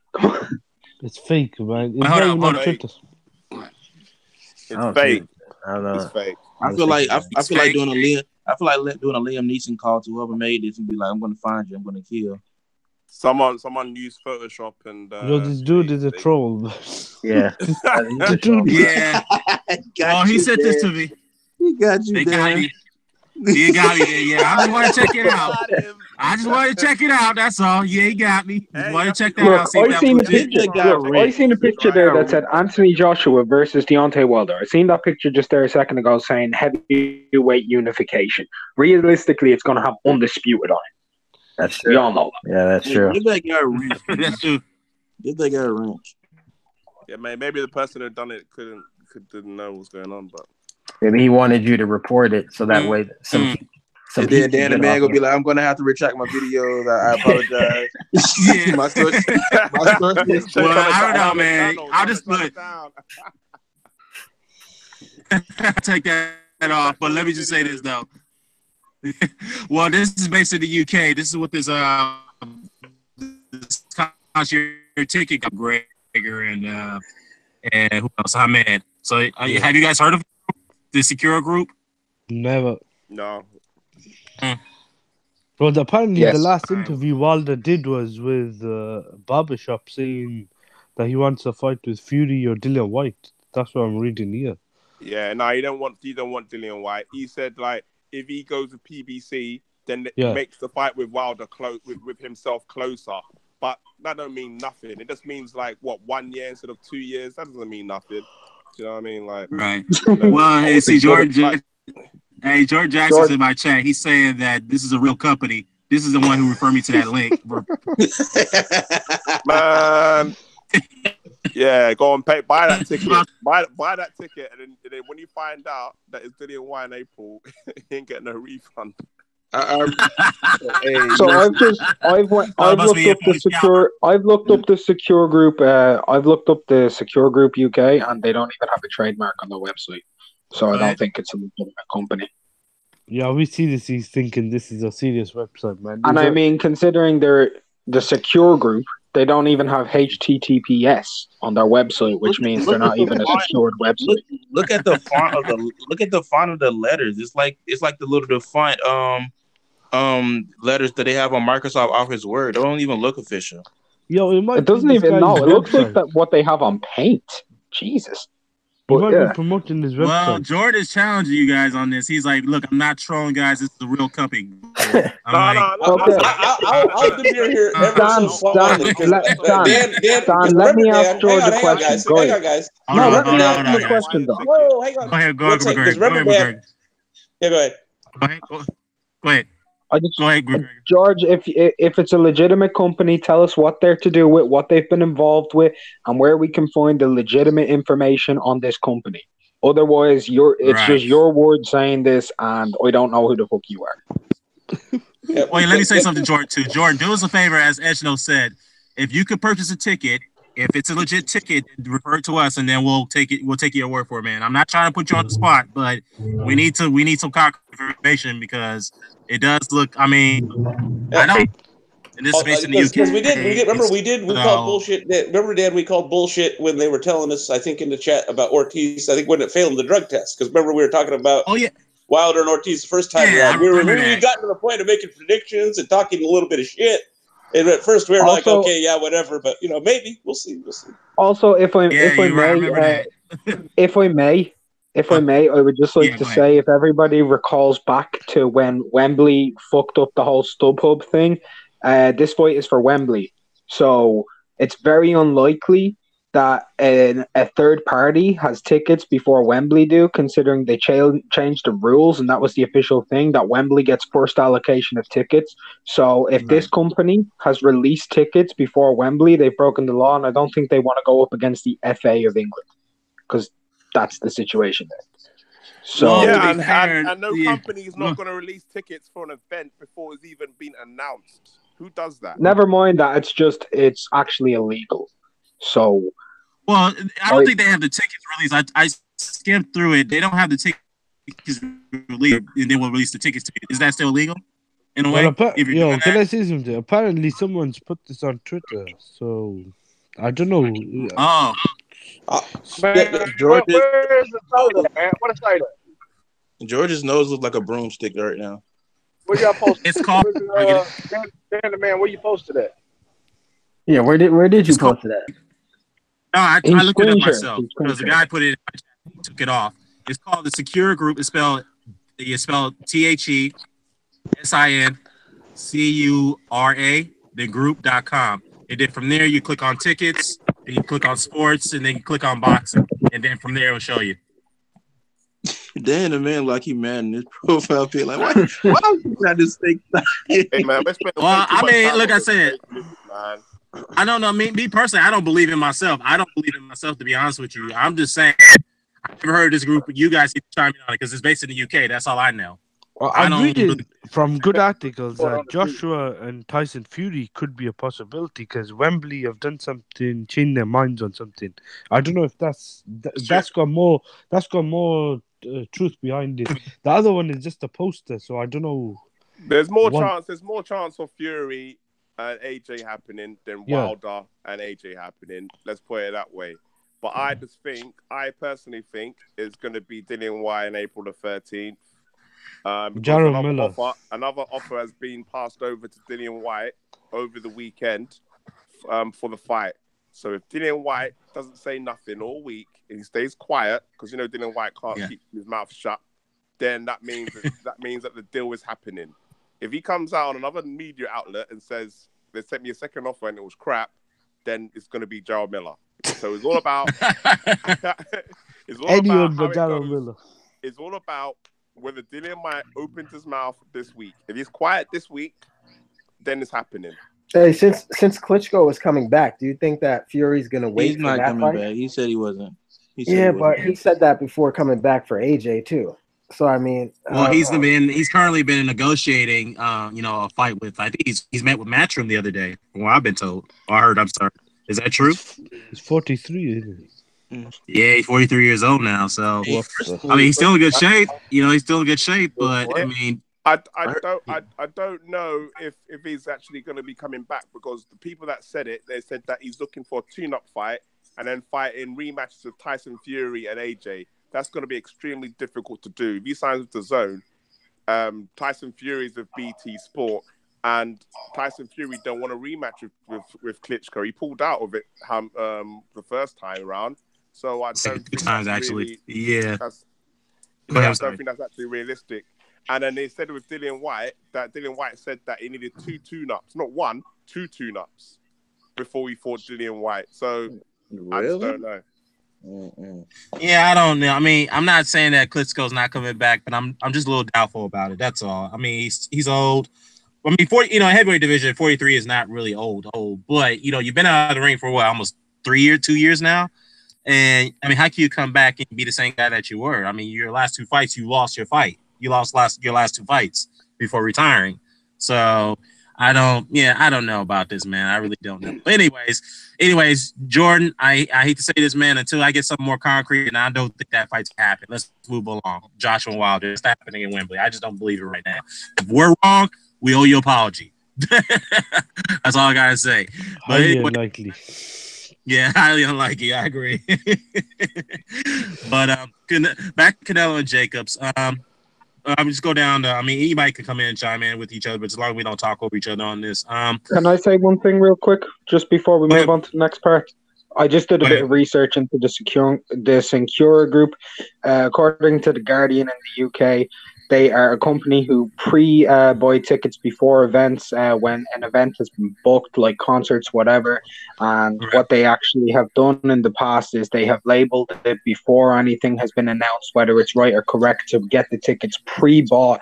And then when the event is changed, they don't refund money, and they are given a 1.5-star thing, and they've been in court. Okay. So there will be a boxing match, in other words, that they will sell you tickets for, but not necessarily the boxing match on the. And this is according to the Guardian and their investigation purposes, and I can tell you right now, both me and Edgno can tell you for sure, the Guardian are like all over that shit when it comes to investigating people who do crimes and shit. Right. Yeah, I know they are notorious for for their investigative journalism, which is a good thing. I respect the Guardian and the Intercept way too. I respect those publications. But I mean, we'll wait and see on that. But as of right now, I take that fight as very doubtful right now. As this Deontay Wilder did come out and say that Wilder Fury match it's pretty much a done deal. Which pretty much people we really want to see that before Wilder and Joshua fight. So let's be real. It's been ordered by the WBC, so it's very difficult for Wilder to pull out of that now. He can't pull out of it because it's been ordered. So just because it's been ordered doesn't mean it's going to happen. That's not how it works. Sure. When did it get ordered though? It got ordered about 3 days ago. 3 days ago, Bill. Yeah, it's being ordered, but he can't. If he pulls out, he has to. It's been ordered at a 60-40 split in favor of Deontay Wilder. Yeah, no, but I'm saying he can't pull out. He can't pull out of it. If he has to go through with it, and unification strong mandatory. Well, the WBC is very lenient, so they could definitely grant him an exemption if he wants to fight Joshua for the unified title. Yeah, but that's what I mean. That's the only way he can get out of it, and he doesn't want to fight Joshua. Right. Oh well, we all have our disagreements about that. Unless that secure group is correct. But it's interesting though. But like I said, Jordan, if you're right about this, man, we owe you an apology. But as of right now, we can't believe it at this point until we see it, as Mr. Doc says. But let's move on from that. Let's talk about Danny Jacobs and Canelo. Yeah, he's gonna win. You think he's gonna win that fight? Not too long. Is it definitely actually B-Bar started it? B-Bar started it, and I hate it infected me from there. What does that mean? I've never understood. Okay, watch Godfather when he kills the guy, and then he said we're going to take. It's an Italian. Cannoli's an Italian food. Yeah, Leave the gun. Yeah. Hey, B, shout out to B Marsh, man. He's the one who came up with that name for Canelo Alvarez. It's funny though. Oh, Mr. Boston today is in the chat. What's up, Mr. Boston today? You know, he's been a long way for a long time, like I have. He says that, what do you think about Rivas KO over Jennings? I mean, finally Rivas has passed the eye test in the U.S., got a marquee win. I've been talking about it for 3 years. Yeah, shout out to you, Mr. Boston today. You don't Rivas on the map, and nobody really talked about him. So definitely a good win for him. I thought Jennings was going to win that fight. I favor Jennings because he's the more skilled veteran in a way. And this is Rivas' first ever step-up fight, I should say, outside of Canada, Montreal. So definitely a good win from him. But I really wanted to see him fight Amir Mansour because I thought that would have been a bigger slugfest. That would have been a more exciting fight. But apparently, you know, Rivas with his eye problems couldn't pass the eye test, the vision test. So that's why they had to cancel that fight. So, yeah, I think Rivas will be a problem for any heavyweight right now. He's short and very quick. He can put his punches together. So, yeah, he moves his head too a lot. So he's going to be a problem for those big heavyweights, in my opinion. But anyways. Yeah, he's just now got cleared in America finally, didn't he? Before that, he finally got cleared in Canada, wasn't he? Right, he was stuck there because no American physician was going to clear him to fight because of his eye problem. So, yeah, you know, finally he got cleared and, you know, got that win over Jennings. It is what it is. So, Canelo versus Jennings. Yeah, I was just I don't mind seeing Rivas and Wilder down the line. I knew you were going to say that. Or Rivas versus Joshua. I think he's going to be a problem for both of those guys, to be honest with you. Joshua would get slated for fighting that game. I think if Wilder can't get a fight, then maybe in America, I don't know, but Rivas will probably have to get another fight in. Nah, Rivas is going to need at least 2 or 3 more fights before he's ready for Wilder. He's got Jennings on his record. That's good, but I think he needs another fight or two before he takes a championship fight like Deontay Wilder. Because if you put him in there against Wilder, I don't think he's going to be ready for that fight. Right now, I don't think he's ready. But that's just my take.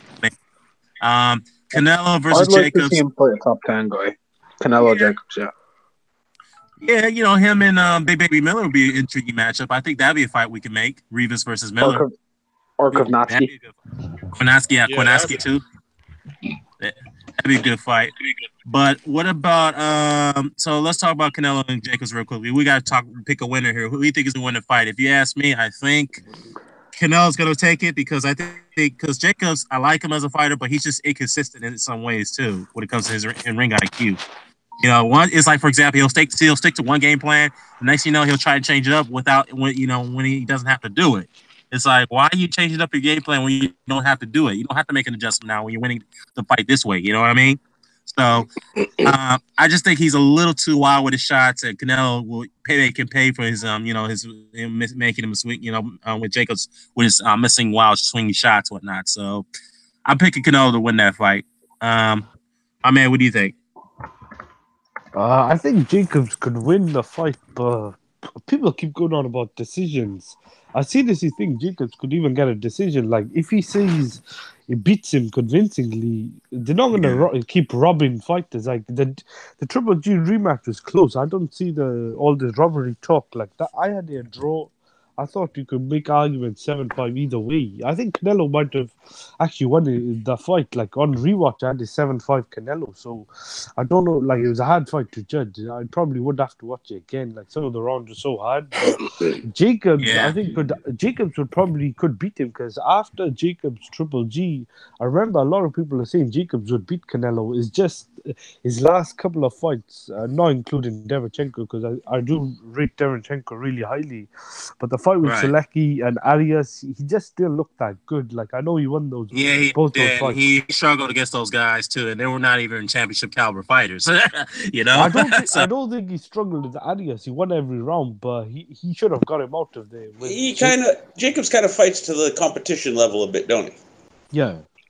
That's true. Yeah, I agree 100% with Dan. Man, the stuff he does is very, very unnecessary. Like, he can, he would be winning a fight and then he would switch southpaw, and I'm just like, why are you doing this? And then you can easily block a shot, and then he's trying to hide behind his shoulder like Anthony Joshua with Povetkin, and it's like you do stuff that's very unnecessary, man. And you have the skills to beat these guys, but you just don't do it.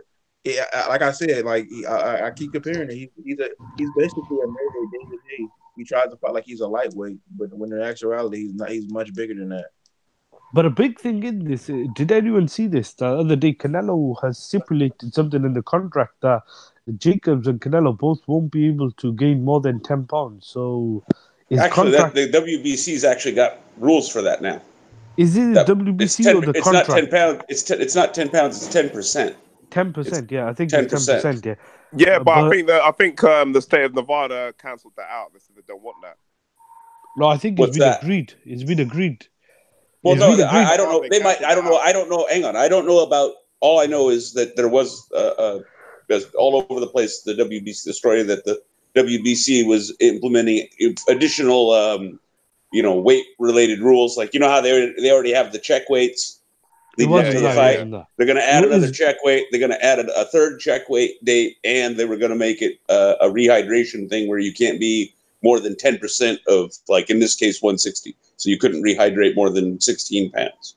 No, it was Golden Boy have put in a clause, and if Jacob don't make the weight, well, they could. Now, to your point, that's why I said, that's why I said they could have. They could have additionally, in terms of negotiation between the two parties, above and beyond what the WBC rules say, there could have been further.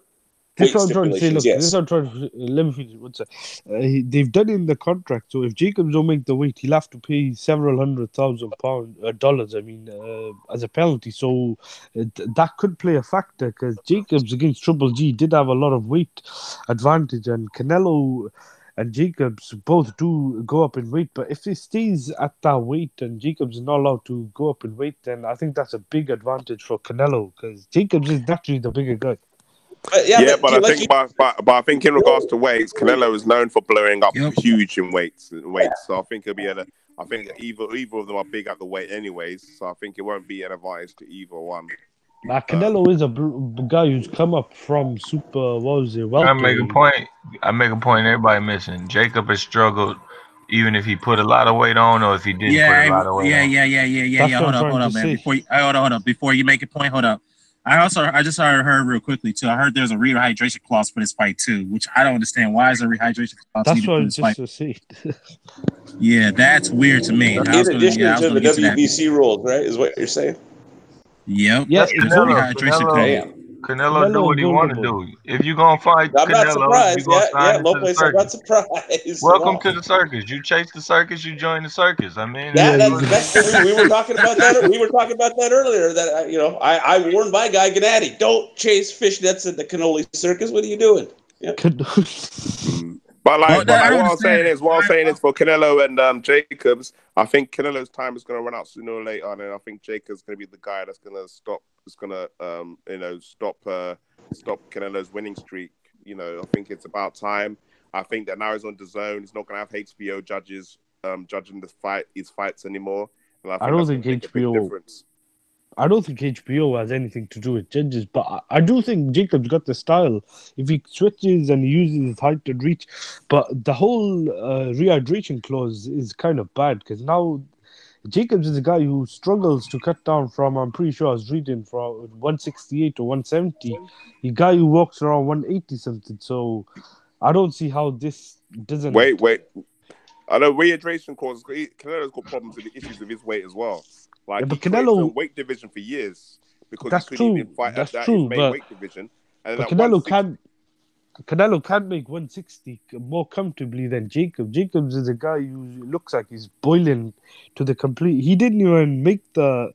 There was a second day weigh-in with Golovkin. I know it was not the actual weigh-in, but he didn't even attempt to make it. Yeah, the IBF. They skipped that. They made it clear they were skipping that shit way ahead of time.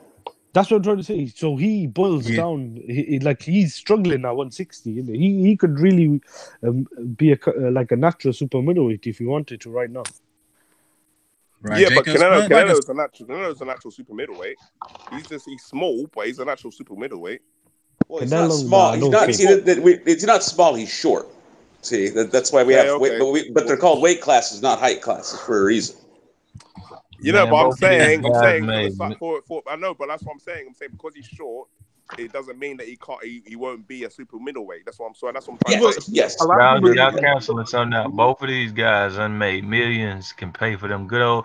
Jacobs do snack. which everybody think is everybody think is legal PEDs, and Canelo had a chance to get his shit right. You know what I mean? Like Canelo fucked it up once. He got millions to go get it right. They not having ain't no excuses on the level when you made them millions on weight no more. Like these dudes on drugs, bruh. That's what I believe.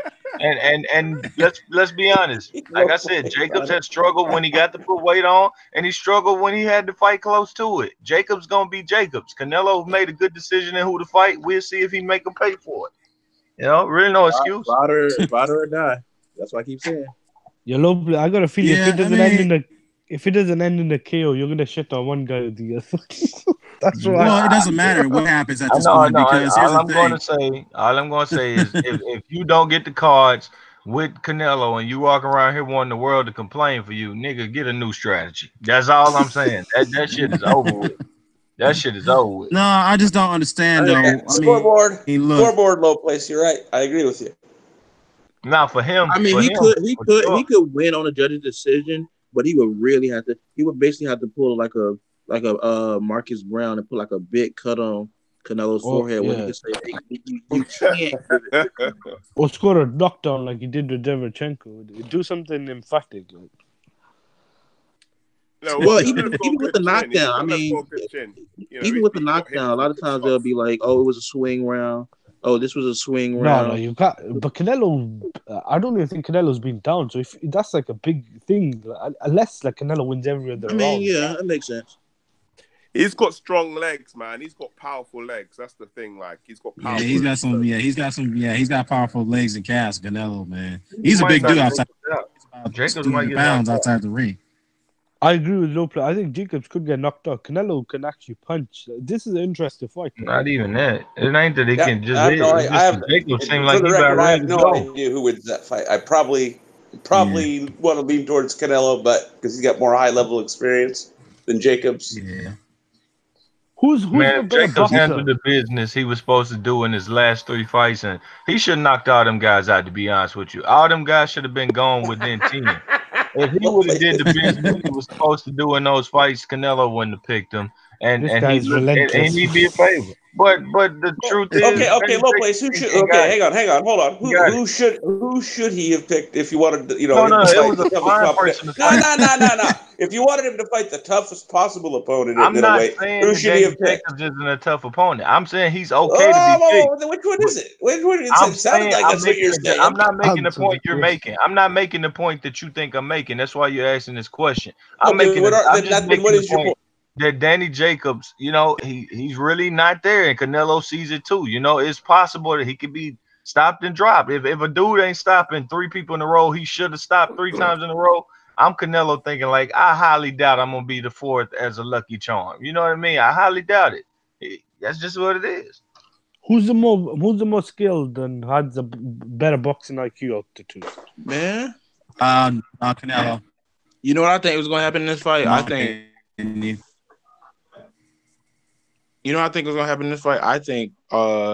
Danny Jacobs is gonna be doing something good, and then Canelo is gonna do that double left hook he loves, and just knock Jacobs on his.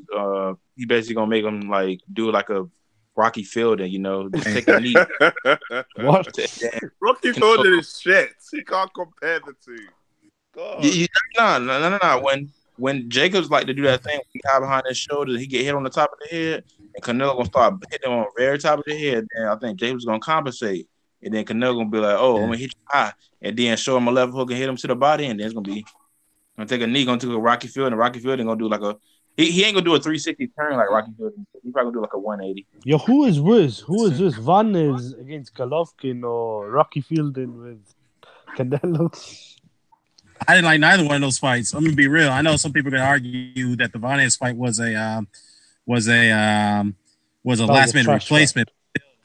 Yeah, that was still a trash fight either way. And it's all down. Come on, man. You serious? I mean, like all that time I wanted to see my guy fight Lara, and instead, what do I get? I get to see him fight Lara's leftovers. I know, man. This is crazy. I mean, come on, man. Because Rocky Fielding, he was smiling all the way through. He got hit and he was smiling. It's the first time I see someone smiling when they get knocked down. Do you know what I But mean? that was the happiest win in the world, bro. It was happy. It was happy. It was like, oh, I got hit by Canelo. Yippee! You know what I mean? It's like, it's an honor. It's an honor. Get the hell out of here. You know what? It's an honor to get punched up by Canelo. Stop. You know what I mean? Hey, I got Low on here. I gotta ask Low a question real quick. Let me ask Low a question real quick because we're gonna go back to light heavyweights. Low, Marcus Browne beat your boy Badou Jack, man, in a bloody way. How do you feel about that?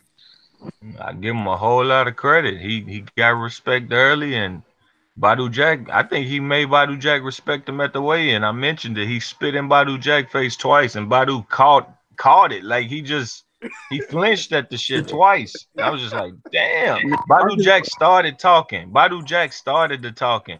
And Marcus Browne like took it over, spit in his face, and Jack was just catching his eyes and shit. And from round one, he hit him with some, hard right hooks, hard body shots. He beat his ass. He showed him he bigger, younger, stronger. I give him a lot of credit. He got a better win than most people in boxing already, in my opinion. Now he's gonna try to fight for lineage. They need to keep it up. Bro, Marcus Browne should change his name to Quentin Tarantino. His name is Marcus Quentin Tarantino. What? That was a bloody matchup, bro. That was like Kill Bill. Well, I mean, he was before the cut. He was beating Badou Jack methodically. He was system anyway. So no, very good win for him. I think the first round, it was back and forth. I honestly think the first round was back and forth. Nah, you're wrong. Maybe one round. Maybe one round. Maybe.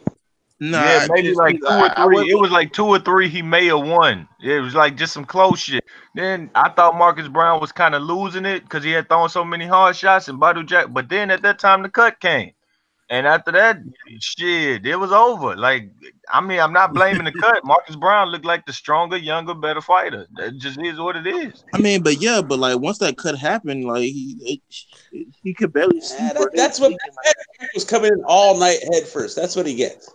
I don't agree with that. I don't agree with that. Marcus Browne told I'm not saying he would have won repeatedly, bro. At all, but the cut did. Well, let me just say this now. You're bringing up Marcus Browne versus Alexander Volkov. Who you got winning that fight? I'm favoring Browne, to be honest. I'm favoring Browne. He that motherfucker strong. And the best of him show up. He's strong and physical. Like that's a nightmare. Yeah, he is a strong dude. Yeah, he's a strong dude. He's a big light heavyweight. I don't know if you noticed. But you was breaking up. It was so funny. It's almost like somebody was playing your voice in a tape recorder. My man weighed 100. My man weighed 195 pounds in the ring last night. 195 pounds in the ring. He was 7 pounds. That's a whole welterweight, junior welterweight advantage, bro. That motherfucker gonna be big. I respect Bosdick, but that right hook, man, you ain't gonna be able to dance around the side of him because he got this long reach and this crazy ass right hook. So you got to bring it. I think Marcus Browne might beat him. Badou Jack is a super middleweight. Marcus Browne, he's a little too timid when it comes to fighting like that. He doesn't really fight in those type of matches. Like if we're being honest, Vozick and probably Bill will put on them matches where it was like don't compare Bill bullshit ass to what Marcus Browne just did. Don't dare, bro. Here we go, Dan. You're trying your hardest to make him relevant, but he has never fought a Badou Jack. Never. What has Badou Jack done? Bivol will annihilate Badou Jack. Let's get that straight. That's what you want to say. That Marcus Browne job. Marcus Browne did that. Bivol didn't do shit but go 12 with Pascal the other day. He went 12 with Pascal and got punched. You know what? I'll say this though. All right, let me say this though. Low may agree with me on this one. Wait, hold up. Low may agree with me on this one. You guys may disagree. Agree with me. I think we're gonna get avoided by those light heavyweight after that fight with Jack. Why? He can't. He's a mandatory. He the WBC lineal. They're not gonna want to go near that. Yeah, your folks doing the 56K dial-up thing, Dan. Dan, I'm gonna tell you why he can't. I understand that. He's the WBA and WBC mandatory. Somebody coming out for belt if the best of him show up. and they might get knocked the fuck out. That's the sad thing about it. I actually, man, By Browne? telling you, bro.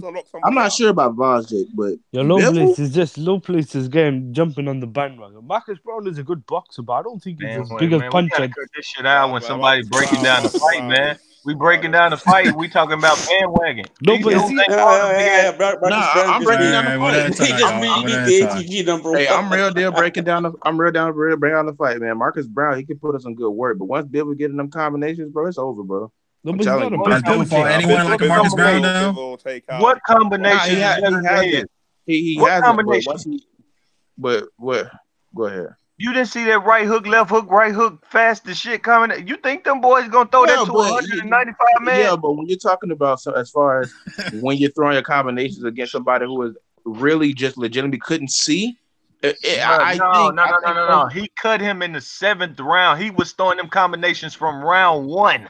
He was throwing them from round one. He wasn't throwing whooping his ass. I mean, I got to agree with Lopez. He was whooping his ass the entire time. That's fair enough. But what did Badou Jack do at 175? He was in Browner's corner, weren't he? He beat up Nathan Clever. That's what he done at 175. Hamed asked a question. Oh man, hey, Hamed asked a question. What did he do at one? Oh yeah, that's a little question about Badou Jack. Hamed. He said, "What did Badou Jack do at 175?" Apart from draw, he ended 2 people's career. He changed 2 people's career. Let's break. Hey, Lopez. Hold up. Hey, Lopez, let's break down the footwork. Battle. Hold up. Low and Hamed, y'all go at it real quickly about this. Y'all debate a little bit. Wait. All right, let me ask you a question. What did Badou Jack? What did he do at 175? Who did he beat? That was like an elite fighter at 175. He beat the shit out of their careers. Simple. 175. Cleverly, and Adonis Stevenson don't have a career after being in the ring with Badou Jack. He beat that girl. I don't care about. No. You're not gonna tell me that Canelo and Jacobs some great fight because Jacobs an almost ass nigga and Canelo is too. You're not gonna do that. You're not gonna do that when they haven't faced the competition in a row. You're not gonna do that. Be fair though. What did Badou Jack do at 175 though? He changed Adonis Stevenson. He retired Nathan Cleverly. In 2 fights, he did more than all the other light heavyweights done in 10. Wait. All right, let me rebut. Okay, go ahead, man. Rebut that up, man. Cleverly got knocked out by Kovalev, and then he got beaten up by Fanfara, and he lost to Bellew as well along the way. Badou Jack fight was a draw officially. I do agree. No. Hold up, let Hamed finish. Go ahead, Hamed. Finish. He did get to Badou Jack late, but that was still a draw. I remember Badou Jack won it a couple of times, and he lost arguably the first 6 rounds. The actual guy to send Adonis into retirement was Gavozdik. So all Badou he is really trying this shit. He is really trying this shit. He is really trying this shit to tell me that you didn't list that Cleverly was coming off a top 10 win in which he made a top 10. The guy who got injured. Came up in weight and he stopped him with all punches, 100 punches per round. He's been stopped before. No. We're not gonna do that. Look, this is what's wrong with boxing. It's just like Jared Hurd hadn't got the fucking win over Lowry. It was a close ass fight. If he hadn't got the win, and then he went up to fight Canelo, and Canelo beat him, they'd be sucking Canelo the fuck off right now, right? That's too different. Badou Jack and James DeGale was much more easy for him than fucking Lara versus Hurd. But he goes up to 175, and he's not a credible victim. Stop the bullshit. Simple question. 175, he didn't do anything. This man went 12 rounds with the lineal champion. Had to do wobbling all in the ring and in the hotel after the fight. You didn't. But he see didn't win the fight. That's the point. He didn't win the fight. Look. I don't care if he didn't win it. I don't care. He fought top competition. But you're telling me I should give a fucking Bill beat Pascal. I don't care. I never said that. You like the Danny Jacobs you like Danny Jacobs Canelo, who Danny Jacobs just went tongue and fucking cheek with the last 3 bums he fought. And I'm not going for it. We're talking about Badou Jack. We're talking about Badou Jack. Look, Badou Jack could And have I'm fought talking Bivol. about If your he beat standards Bivol, that you would have have been done. You're just Okay, let our man get in. Let our man Look, get in. look. Okay. He could have fought Bivol. That would have been a credible win. The only thing he did was beat Cleverly. You can't tell me that's a. How's Bivol credible? How's Bivol But credible? Bivol was unbeaten. One sec. He was unbeaten, and it would have been a good scalp. Let our man finish. So, Wait, hold up, no, let our man finish. So with Cleverly was damaged goods. Even though he beat the Bramer, he was losing that fight. A Bramer cut his arm got hurt or something. You can't really read too much stock into that, man. Come on, Cleverly. You didn't. I don't think you really rate that Cleverly. You're trying to make it up as you go. You try and make it up. I'm as you not go. really making. You can't. Bivol is barely credible. If Joe Smith knocks Bivol the fuck out tomorrow, nobody's gonna say, "Wow, that was just totally unexpected." You know nothing about him except what they want you to like. Bivol is accomplished as an amateur. Cleverly was a good professional, but this guy's been knocked out twice. Cleverly was a champion. Cleverly has beaten top. I don't give a fuck about amateur. You got to prove it. Cleverly's beating top 10 fighters. Is he the greatest win in the world? No. But you keep talking about him like it's the worst win you could ever get when the man came up from a weight and beat him in 5 rounds. You got to cut that shit out. You trying to hate on Badou Jack? He fought. No. They said last night, Badou Jack is on some Carl Frat shit in the names he fighting. Well, let me just say this. You're sick. Let me say this. You know what? Let me just play this on both angles here. Yeah, Badou Jack didn't really do much at 175. However, he has fought better competition than Bivol, even at 168. He has. We have to give him credit for that. Win, lose, or draw, he has fought and beat better competition than Bivol. So Bivol is good too. Let's not take any credit away from him. He is good too. He is. I mean, when you say better competition, is what Nathan Cleverly better competition? Than, that's what I'm trying to say. No, I'm not saying that. I'm not saying that for Clever. I'm saying George Gross. Sit down, Edgeno. You lost. You know Badou Jack is fought. Yo, let me rebut. But still, on the real though, Bivol has had more dominant boards. He's actually gotten the wins, bro. So even Badou Jack is a greater resume. That's true. But hold on. Let me just say this. Hold up. Rifle. I can't believe I'm defending low on this one. But let me ask you a question. What's a better win? Badou Jack beating George Groves or Bivol beating Elvin Barrera? Don't talk to him. You're two different weight classes, man. Don't nobody care, bro. Don't nobody give a shit. If you care about weight classes, you don't fucking want to see Terence Crawford fight Earl Spence right now. Emotionally attached. Hey, but I'm saying. No, but for real, no. Hold on. Let me answer that question. It's not all about weight classes, bro. Everybody's gonna fight different weight classes. It's all about grades, whatever weight class you can beat in. So it's better. You can't tell me that Sol Barrera is a better fighter than George Groves. I'm not saying that, but the thing again, when it comes to this one, I'm asking you again. What's a better win? George Groves? Badou Jack beat George Groves. Bivol beat Barrera. What's a better win? At the time, George Groves obviously is a better. I'd probably say Badou Jack beating Groves, but. You know, I think when it comes to Badou Jack and Bivol though.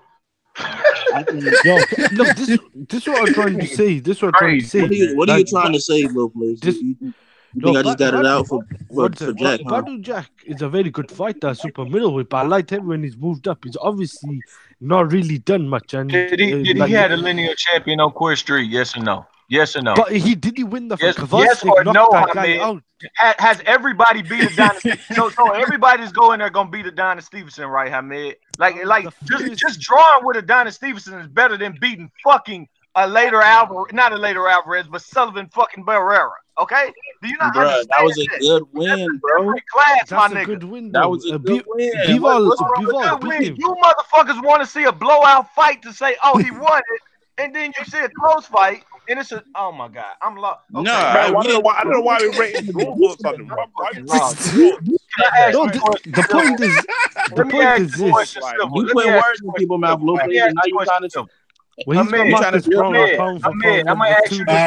What I time? Go ahead and answer question. Let me ask you this question in a civil form, Dan. In civil form. Okay, go ahead. Go ahead. Terence Crawford has proven very little to nothing in the eyes of Keith Thurman and every other welterweight. But do you want to see him fight Errol Spence? And if it was to happen tomorrow and Errol Spence beat him, Errol Spence deserves no credit because Terence Crawford really ain't shit as a welterweight, right? He only beat cleverly level fighters, right? Or do we have this problem? Or you just taking shit out on Badou? No, wait. Can I answer? Wait, let me answer. Yeah, go ahead, man. Rebut that. Go ahead, man. That's two completely different things. Again, dude, you're too easy, man. I could school you with one hand at a time. You have look, schooling yourself. Look, schooling yourself. Wait. Let me just say, Crawford beat Horn conclusively, and Horn had just beat. How was Horn any better than Cleverly? Was my question. Let him finish. How was Jeff Horn any better than Cleverly? Is my question when he just struggled with Gary Cochran. Man, low plays on his kid. No. Wait. Everybody be quiet. Everybody be quiet. Everybody. He said a win Let me over. talk. Come on, man. He said a win over a top 10 fighter and stoppage wasn't any good. Hey, bro, you gotta let. Hey, hold up. I'll shut this down. Hold up. You gotta let him finish, bro. Let him finish. And then you come back. What I'm trying to say. Horn had just beaten Pacquiao, whether we agree with the decision or not. And Pacquiao at the time was a top welterweight. Now, that's a lie. See, he's lying. That's why I don't want to let him finish. Wait. This dude is nuts, but you're crazy. Struggle with Gary Cochran is the real truth. All right. Let him finish. Go ahead, finish. Look, he beat Pacquiao, all right. The fight before that, whatever. The main fight, you're talking about what he did. Horn did do something at welterweight. He had a better win than a lot of guys at welterweight, like Danny Garcia, whatever. And then Crawford outclassed him, and he's just beaten Benavidez. That is still 2 or 3 names now. Crawford wants to fight now. This is completely different. Crawford was the undisputed champion in a weight class. Badou Jack was even unified. He almost unified, but officially we're gonna have to go by was a draw with James DeGale. Now you say now 175. All Badou Jack did was beat Cleverly, a guy who had been knocked out by Kovalev, had been beaten by Fonfara. This was a damaged good guy. Just because he beat Browne, yo, this guy's nuts, man. How in the fuck is Nathan Cleverly not any better than Benavidez or fucking Jeff Horn, who had just struggled with Gary fucking Cochran? You gotta answer that. No, I mean, you have to answer that. Gary Cochran. Did you know who Gary Cochran was before the Jeff Horn fight? This guy's he beat Cochran. Though, what are you trying to? No, fuck that, man. Jeff Horn beat We can't, because this dude got his mind made up that he want to argue. He's a liar. Listen, Gary Cochran, he didn't just beat Pacquiao. You lied in your rebut. You lied. He didn't just beat Pacquiao. He had just struggled with fucking Gary Cochran and didn't make weight. You said Jeff Horn was better than Lomachenko pound for pound. Benavidez has no wins at 147 that are clean and conclusive over nobody that is even B- level. Okay, so the hate on fucking Cleverly, who was actually coming off a clean top 10 win. No, you are lost with your own damn words. He has a win over Herrera. No. Look, let me say. The Cleverly win was probably better than what's the guy's name? Benavidez. I'll give you that. That's fair enough. But you were trying to say Crawford did one thing. Crawford actually beat Jeff Horn, who had just beaten Pacquiao. Basically struggled with a top 30 Jeff Horn fighter. Beat Pacquiao, one of the great fighters. Where was still Jeff? a top welterweight. No, did he beat him to you? Did he beat him to you? To you, he really beat. One. I had a close fight. Yeah, it was a close fight. I thought it could have went either way. Close fight. I thought Pacquiao nicked it, but it's a close fight. That getting upset. I agree with Ahmed on that one. That was a close fight. It could have gone either way. But go ahead. Low plays. How is that any different from low plays losing to like a top 30 fighter, bro? Before he even went up. What are you talking about? How? What do you mean? Badou Jack. Say what you said again. You probably got no context, but I'm gonna hear you. So you're saying you're gonna criticize Jeff Horn because he didn't really beat anybody and he was struggling with the guy before he fought Pacquiao. So if we're talking about that, after he fought Pacquiao, he struggled with Cochran after Pacquiao. That was his fight before Crawford. So but he beat Cochran, but Cleverly, whatever. So all right, let me ask you a question. That's not even the point of the argument. I'm saying. Was Jeff Horn? One second. Let me ask you. Was Jeff Horn unbeaten when Crawford? Look, man, I'm not arguing. I'm not arguing with Crawford fanboys. If I got to hear how Jeff Horn is this elite top 5 fighter, it's a wasted point. If I got to hear about how Jeff Horn, to be fair, that's still a good win either way. But let's get back to the point. The Badou Jack. Hold on. Let's get back to the original point. Badou Jack and Demetrius Bivol. Yes, it goes back to my original point. And yes, I agree with y'all, man. Badou Jack didn't really do much at 165. However, he's still a solid fighter either way. So whoever beats him in that class. Yeah, I understand that. But whoever beats him in that class is still a solid win. credit to Marcus Browne for beating him. And for me, Marcus Browne has a win on his resume than Demetrius Bivol, in my opinion. That's my take on it. Because Badou Jack's had tough fights. Marcus Browne has you're talking about more no name, but in 170 he hasn't done nothing. Marcus Browne has a better win on his resume than Errol Spence. He has a better win on his resume than Terrence Crawford. A better win on his resume than Gennady Golovkin. A better win on his resume than Danny Jacobs. He has a better win than a whole lot of fucking people. Hold on. As far as Crawford, I got to disagree with you on that one because Crawford beat Gamboa. That's still a better win. Man, we ain't doing that. Go ahead. Yeah, but go ahead, though. I agree with the other ones, but not with the Crawford. This is what I was trying to say. Marcus Browne had a really good win over Badou Jack. Like, let's not try to downplay that. Like Marcus Browne was like he had a cut in the seventh. You couldn't see in the seventh. No. Before the fight, man. Before that, wait, hold up. Before that, Edge, Marcus Browne was beating him systematically before that cut. He was winning the fight. No, but how many you lose the fight? Okay, go ahead. Floyd Mayweather got interviewed and said he's losing the fight. Marcus Browne is killing him, basically. He was dominating the fight. How many people picked Marcus Browne to beat him? Come on, you got to give him credit. I didn't pick him to win that fight. Yeah, that's what I'm not trying to discredit it. I'm just trying to compare the other light heavyweights because they all are light heavyweights. Marcus Browne deserves all the credit. Look, he went out there and he schooled a very good fighter in Badou Jack. I just believe that Badou Jack is not the same guy he was at 168 at 175. That's all I was trying to say. Well, that's true. I agree with that because he has slowed down after those fights. But still a good win either way. But to me, in my opinion, Marcus Browne's going to be avoided, though. Badou Jack he will give anybody a tough fight, but he just won't win. That was Marcus Browne. Nobody else. I think Bivol will beat Badou Jack more convincingly than Browne would. Well, he didn't. He didn't even dominate. He didn't even dominate. Chilemba. He did dominate. He was getting touched up, but that's a fucking lie. No, he didn't dominate that guy. That is not domination. Name me 4 rounds that Chilemba won. Okay, you named hold up. He did. You named the difference class of Chilemba and Jack. Stop it. Wait, hold up. Let me say something. He didn't dominate him. Wait, hold up. Battle. He didn't dominate him. He beat him convincingly. He wasn't now domination. He won more rounds, yes, but it was still a tough fight.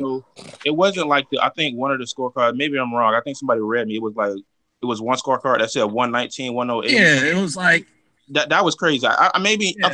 Maybe not so crazy, but it wasn't nothing like that. I'm just putting that out there. I mean, Bivol's had to. Let's be real though. Bivol is a good fighter, but after that, so rare win, he's had some tough fights against guys who are like Pascal. Even Pascal's giving him a tough fight. So you have to question. This is his comment, Dan. He said Pascal hit me so hard that it changed my game plan. Pascal hit you so hard that you scared of him. You want to talk about some more? Bivol best sit his whole ass over there on the zone where ain't nobody at and keep on fighting these easy fights. Everybody else gonna beat. He's fighting the boogeyman, Joe Smith, the guy that Adonis Stevenson should have fought. All right, you gotta give him credit.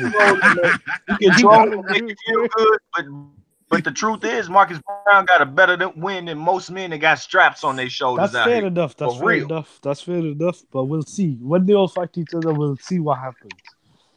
Right. That's all I'm asking. Well, we'll see. But my opinion, he is going to be avoided by all those other light heavyweights. Marcus Browne, they're good. They're going to avoid him. I mean, they are. They're going to avoid him. I'm telling you, dude. They're going to avoid that man. That man. Edge knows. They can't. I don't know why he laughing at that. No. I was just reading. I saw Adrian Instagram posted it. He still thinks he won the fight. What? Broner, man. We ain't talking about Broner, man. We ain't talking about Broner, man. But let's be real though. That dude is trolling. He's like, oh yeah, my G2, and like it's got G2 said, yeah, I'm with you, fam. What the? Yo, I think he won 2 rounds. And that's posted a picture. He posted a picture of Manny Pacquiao like with a fade on his Instagram or something. Well, but anyways, let me go back to that. I'm picking Marcus Browne to beat Vosdick if they fight. I'm picking Marcus Browne to beat Vosdick if they fought. That's just my opinion. Close fight, but I think Marcus Browne's going to beat him. All right, Dan, let me ask you a question. Dan, let me ask you, who are you more impressed with? Gvozdyk with Adonis Stevenson or Marcus Browne with Badou Jack? Like, who are you more impressed with? I was more impressed with Vosdick over Stevenson, to be honest with you. I was very impressed with that one. I wasn't. because Why not? Marcus Brown didn't nearly ever get knocked down. Look, Vosdick lost maybe the first 3 rounds getting hit with left hands and getting wobbled early. And then he got wobbled again late. Look, he did a good job to take the left hands. That right there credible enough alone for me. But that was a Brown big punch dominated an entire fight versus a guy that still made it with Stevenson. Showed they on the same level. He went up in there and said, "No, I'm getting you up out of here, dog." He basically stopped him. When he opened that cut up and Badou Jack stopped, the referee should have went in there and stopped the fight. He should have stopped the fight. When Badou Jack got hit with the uppercut and he looked down like, oh, shit, and he felt sorry for himself, that should have been a stoppage. You're biased, man. I think that cut was bad, man. That cut was bad. Should have been stopped. That cut was bad. It, like, literally, it was bleeding as the cut man was trying to fix it. You know what I mean? I think Lowe is being biased towards his American citizen, Marcus Browne. Man, no. The truth is, I got him lower on my pound for pound list than I got Vosdick. He's low on my pound for pound list. He's lower. Vosdick was a better win, though. Come on, like that was a big punch on Stevenson, and Vosdick actually held his ground. I thought he did well. Marcus Browne was more of a chess match. Like it's 2 different completely. Stevenson was a bit more past it when you go to 8 or 9 rounds too. He couldn't use his legs no more. And he still hurt Vosdick. He still hurt. Ilion, Stevenson was dangerous. That vision of Stevenson Ilion would have knocked out a lot of light heavy. I'm not being biased. Yeah, but let me just be fair. Let's be fair. Be fair though. Cut enough. Yeah, I was gonna say something real quickly. Yeah, let me be fair though. I praise Bivol, but it does concern me that you're struggling against guys who are way past their best. Guys who are like true. I'd say that's really concerning to me. Chilemba was obviously shot in my opinion. I never say he was a great fighter, but he's been a tough fight, and you struggle against that guy. Even Pascal was worrying. That fight was worrying. Pascal was totally. Yeah, way past the totally shot fighter, and you struggle. Don't have to worry about it with Bivol. He signed to the zone and safety net land, and all the other light heavyweights elsewhere ready to put that work in. You know what I mean? We don't have to worry about him. He ain't gonna get no fights he's supposed to lose. Kathy Duve even said it. Kathy Duve said all these light heavyweights, they're like 30, 31. Bivol gonna come in after them, and he's gonna run his division for such a long time. I was just like, there we have it. He's gonna be a young company. All right, but let's face it though. Who in the division is better than Bivol right now? Everybody. Marcus Brown. Everyone. My opinion. What? They don't have more wins. They don't have more wins than Bivol. That's a lot. They got better. No, Bivol's got better wins at light heavyweight. Yes, but to me, skill wise, he's not better than Morale. Skill wise, no. He hasn't ever beat nobody that should be in the top 5 or can make an argument for top 5. He never has. I don't know why you keep bigging up the victories at back top 15. You know, I was Pascal top 20 and shit. Yeah, Sullivan Barrera, what, number 15? Number what? Hey, hold on. You guys gotta start putting some respect on Bivol's name, man. Better be straight up duck Joe Smith. Bivol was like, hold my beer. I'll take that fight. And he's the only one out of all the champions that's screaming for unification. Vosdick is like, oh, I want light touches. I'm not ready for other champions. Him and Teddy Atlas. Screaming for unifications on the network that has no champions that he just signed to. But 3 other champions fight on ESPN Plus. I don't care what he's screaming for. He's screaming out his butthole, and I don't listen to booty talk. I watch booty talk. I don't listen to booty talk. I watch booty talk. He's screaming out his butthole, and I don't listen to booty talk. I watch booty talk. Okay? Fuck that. You understand me? No. But we can't use double standards though, because Charlo is in PBC and all the. And Charlo ain't a champion. He's mandatory. Look. Marcus Brown ain't a champion. He's a mandatory, but he's on Showtime. They have to do business with you, or they will have their belt took. And after that point, you're gonna have to make some. You're gonna have to make some moves. But. So I'm not using a double standard. You're just not looking at the education. You're not looking at the whole landscape. You're looking at the champ. You're looking at networks and this part. Don't work that way. Mandated business over here in the States when they mandate something. I mean, the mandates, man, it's all called discretionary. It's all discretionary mandate, and especially with the WBC, you should know this already with how they do their mandatories. And the WBA. Well, let me ask you a question. So this is what I know. Vosdick was a WBC mandatory to a WBC champion that wasn't a scary bitch like Deontay Wilder, and he got the fight. Okay, I don't say that. Nah, you ain't getting away with that one. I don't look at Deontay Wilder and try to make stats. Deontay Wilder's a pussy. Everybody's not pussy, so I can't blame the WBC. I look at him. He's pussy. Maybe if you act like pussy, they'll do things for you. But when Vosdick wanted to fight, he crossed the street because he was a mandatory. And I can name you several other instances. Maurice Hooker crossed the street. He was a mandatory. That wasn't WBC. But I'm just telling you, they do business when they mandate way more than they just make a deal. Way more. Hey, but Bob Arum said that he's. Before you go, I got to be the bitch. He ain't a bitch, bro. That man wanted, nobody else wanted, and ever since he beat him, nobody wants to fight the dude. You know who I heard to Luis Ortiz. But go ahead, carry on. Come on now. Come on. Go ahead. Come on. Come on, dude. How many offers? No, you tell me right now. Who else is gonna step up and fight Ortiz? What? Wait, no. He ain't picking his phone up. 40%. Come on, No, he ain't. Ortiz ain't no hype. First of all, hold up. Let me point out the double standard here. Some of you guys on here are saying that Wilder was ducking Ortiz for 3 years. You guys were saying that. And I'm not saying you guys, but some of them saying that nobody wants to fight. He ain't gonna fight Ortiz. That's never gonna happen. Wilder ain't got the guts to do it. But when he does it and beats a guy, now everyone wants to sweep that under the rug. Why are we holding Ortiz? I wasn't talking about Ortiz then. I wasn't talking about him now. Right. Let me see something which is going to be fair. Look, he struggled with Dave Allen, bro. He struggled with Dave Allen. Nah, don't matter about Dave Allen. No, don't use Dave Allen. No, wait, hold up. Don't use Dave Allen. No. Like, come on, man. This dude's Ortiz's best win just got knocked out by Oscar Rivas. Yeah. Look, I'm not saying Ortiz got the best resume, but let's not go back to the fact that some of the guys. Ortiz struggled against Dave freaking Allen. Wait, hold up, Edge. Hold up. Let me get back to my original point. The fact is, some of the guys for that fight for 3 years. But let's go. Man, but let's get back to the point. Ortiz duck is criminal, man. I don't think Rigo has been ducked this bad. Thank you, Battle. That's all I'm trying to say, man. Criminal. I don't want to hear it. Criminal. I get credit for a 40-year-old. The only reason Wilder getting credit because he knocked him out in the fight and Wilder came back. Bro, hey, heavyweights are older, bro. They let's get back to the point. Let's get back to the This is getting ridiculous. This is getting out of hand. No. Let's get back to the original point. What's ridiculous about it, Esno? He struggled with Kaufman. Hold up. Let's get back to the original point. Come on, Hey, let's get back to the original point. Let me take that. Hey, hold up. We're going to get back to the original point. Let's get back to Bivol and Marcus Browne. Go back, Lo. Finish up your point on that. Bivol, Marcus Browne. I don't have a point. Bivol was a coward. Kathy Duva told you. Oh my God. This guy is insane.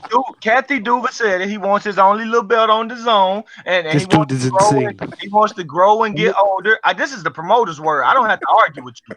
He don't have to fight them because they're all like 35. He's very young. He's going to come in later, and he's going to run this division. Fighting Joe Smith, the boogeyman. No. When it was Tank Davis, and they said he don't have to fight Lomachenko, and he was 23, not 27, 28 like Bivol fucking ass. You know what I mean? Look, see, people don't like the truth. Bivol, I like Bivol as a fighter. Finish. Is he overly impressive in the ring? No. Is he a good fighter? Yes, he is. Has he regressed since Sullivan Barrera? Yes. Has his performances been less? Have he not got the knockouts? Yes. Did Kathy Duva tell us that we going to wait for everybody else to clear out, and then Bivol going to come in and he's going to run it a long time? Even if Sergey Kovalev loses, and she said even if Sergey Kovalev loses to Eleider Alvarez, we're going to make that fight, meaning that he's just going to see how he does versus they leftovers instead of unifying. And that's all right. That's fair.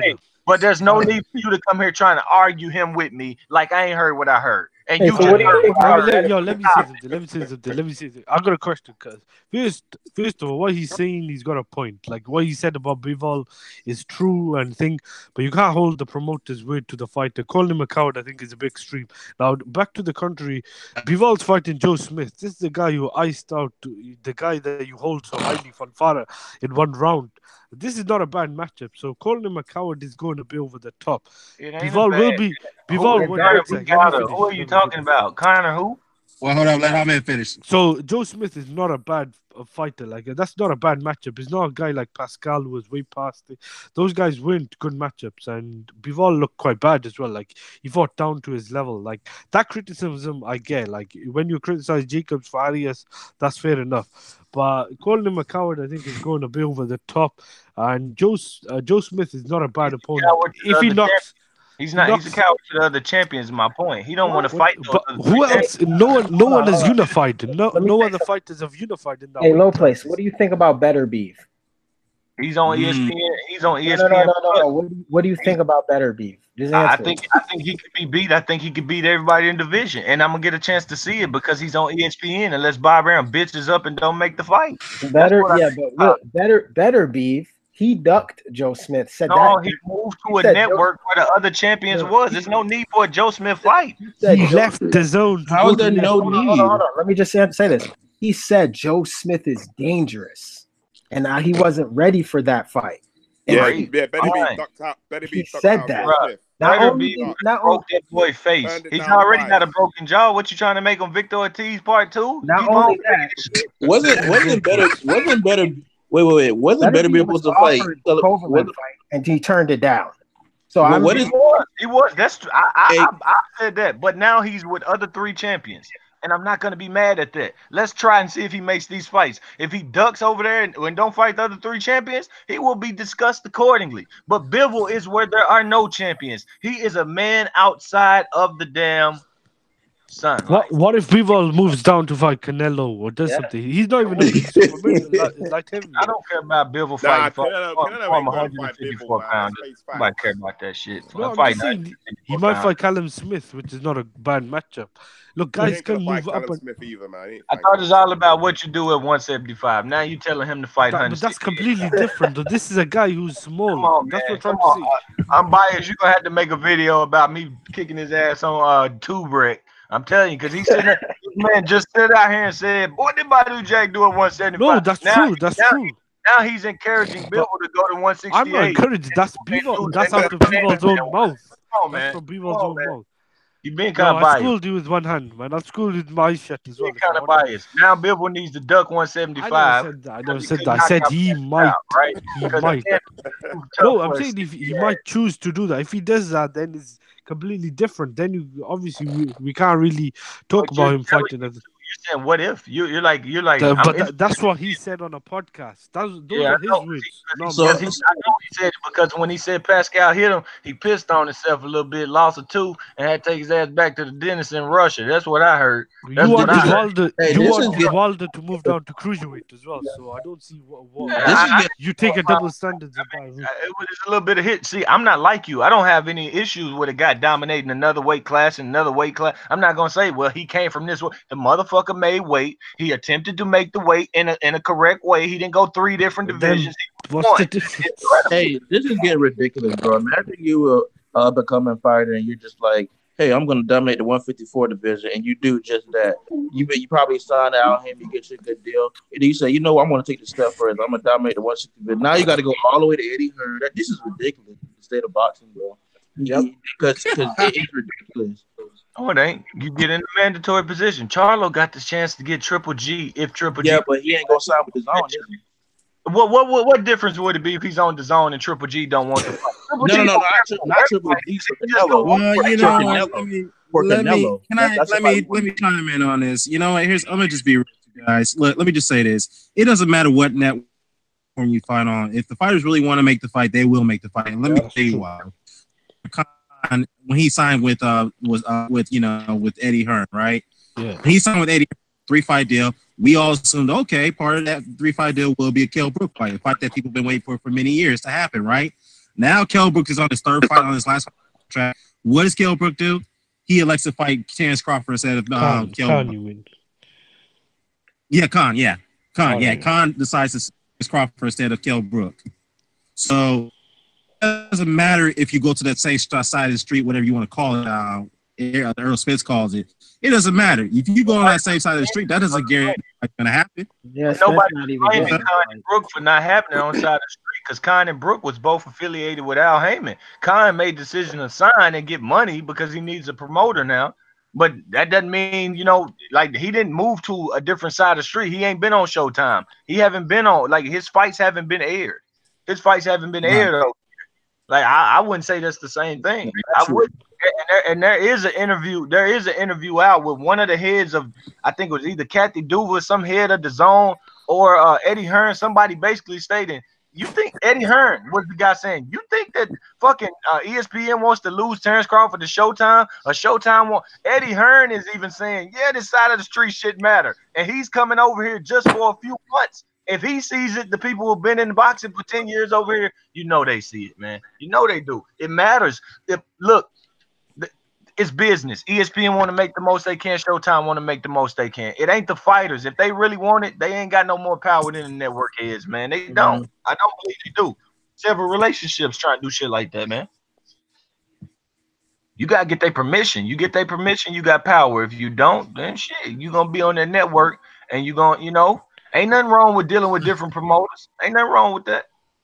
I'm gonna start doing like now, just paying attention to the flyweights and the strawweights, man. You don't have to deal with this bull. I remember when Lopez said fight each other down low quick.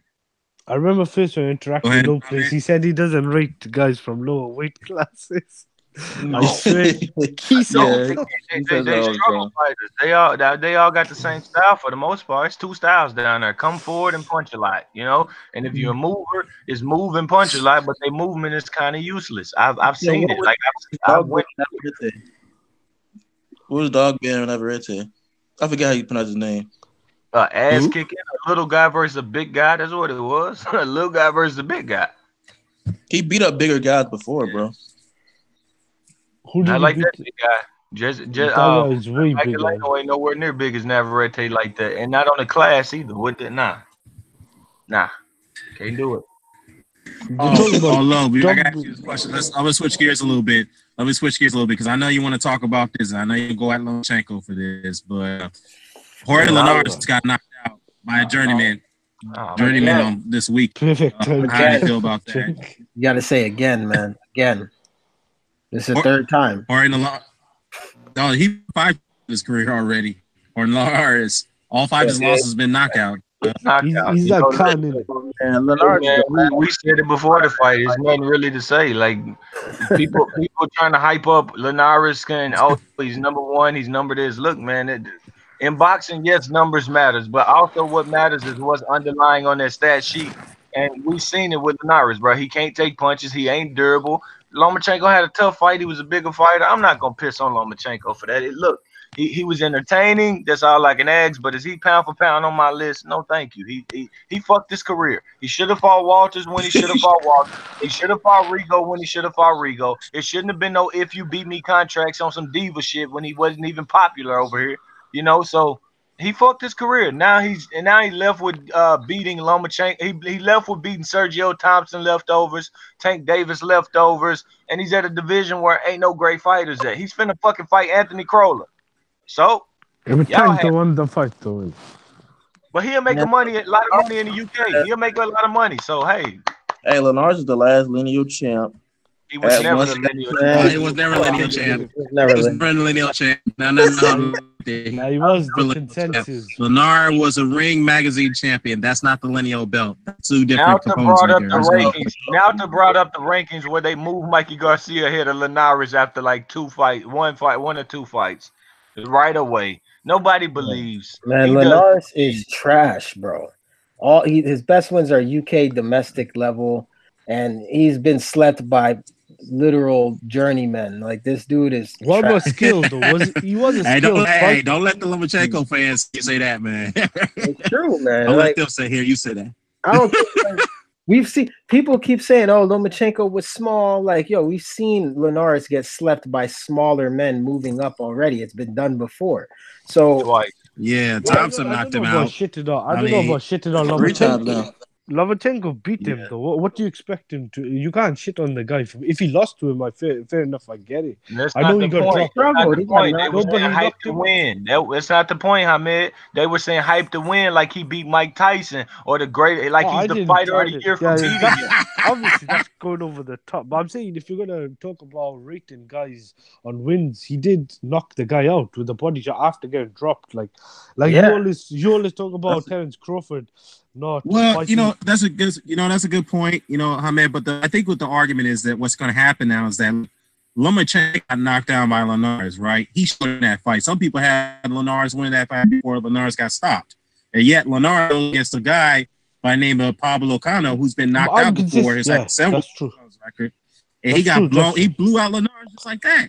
So people are gonna look at that like, you gotta consider that. Like, look, Chad Dawson got knocked out by Johnny Stevenson in one round. Hold on. Wait.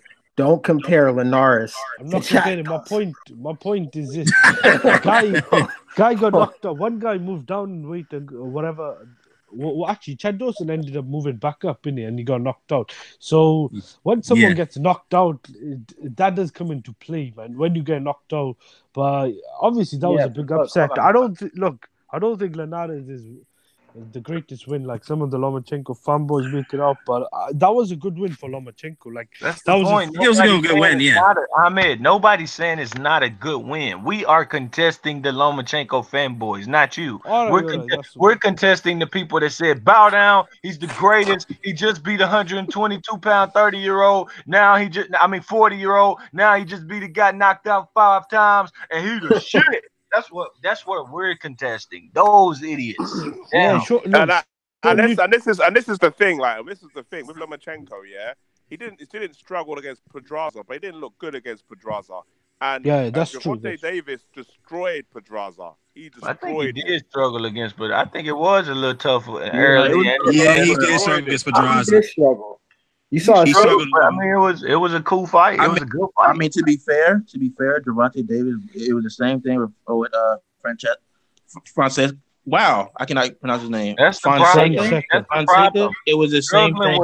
That's what we're saying. Gervonta Davis, you comparing I think it was 23. We comparing 23-year-old to the guy they trying to tell you that's 30 years old and the best fighter in the world. Like that shouldn't be his benchmark, but it is because you actually know the truth. But they're both in the same weight classes. You could only, like you said, it's a dead weight class. What? Okay, what 23-year-old is at 175 getting compared to Vosdick? Huh? Okay, look, Gassiev was 23 or 4. He was fighting unified champions. He didn't have much amateur pedigree. If you want to go down that route. Who did that? Who'd you say? Gassiev. We're at Gassiev. So I'm saying, go ahead. So you can't. I said 175. We're talking about cruiserweight, and he got found out. Class. No, I'm saying. So all I'm trying to say was, like you don't obviously the Crawler fight. No one wants to see that. But if Gervonta Davis and Lomachenko fight, that's probably the best name I could think of after Mikey Garcia. That Mikey's fighting sprint. So.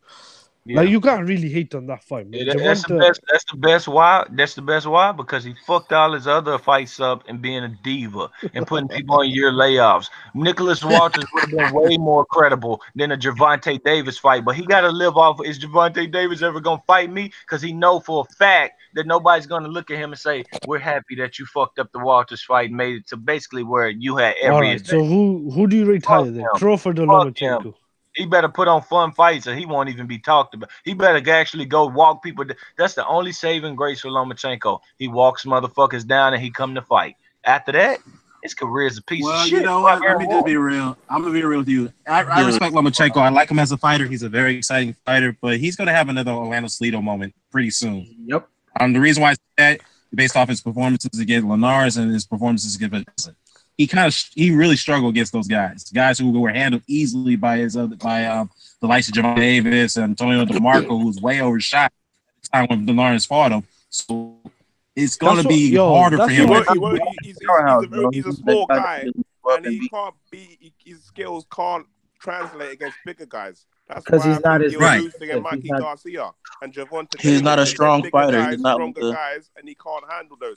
He's not as defensive as they make it seem as well. He's Nah, not. he's not. Yeah, I agree. He gets He does move his head a lot. That aggressive when you're that aggressive. He does move his head a lot, but he moves it a lot. But the problem was that he keeps his hands low a lot when he gets hit.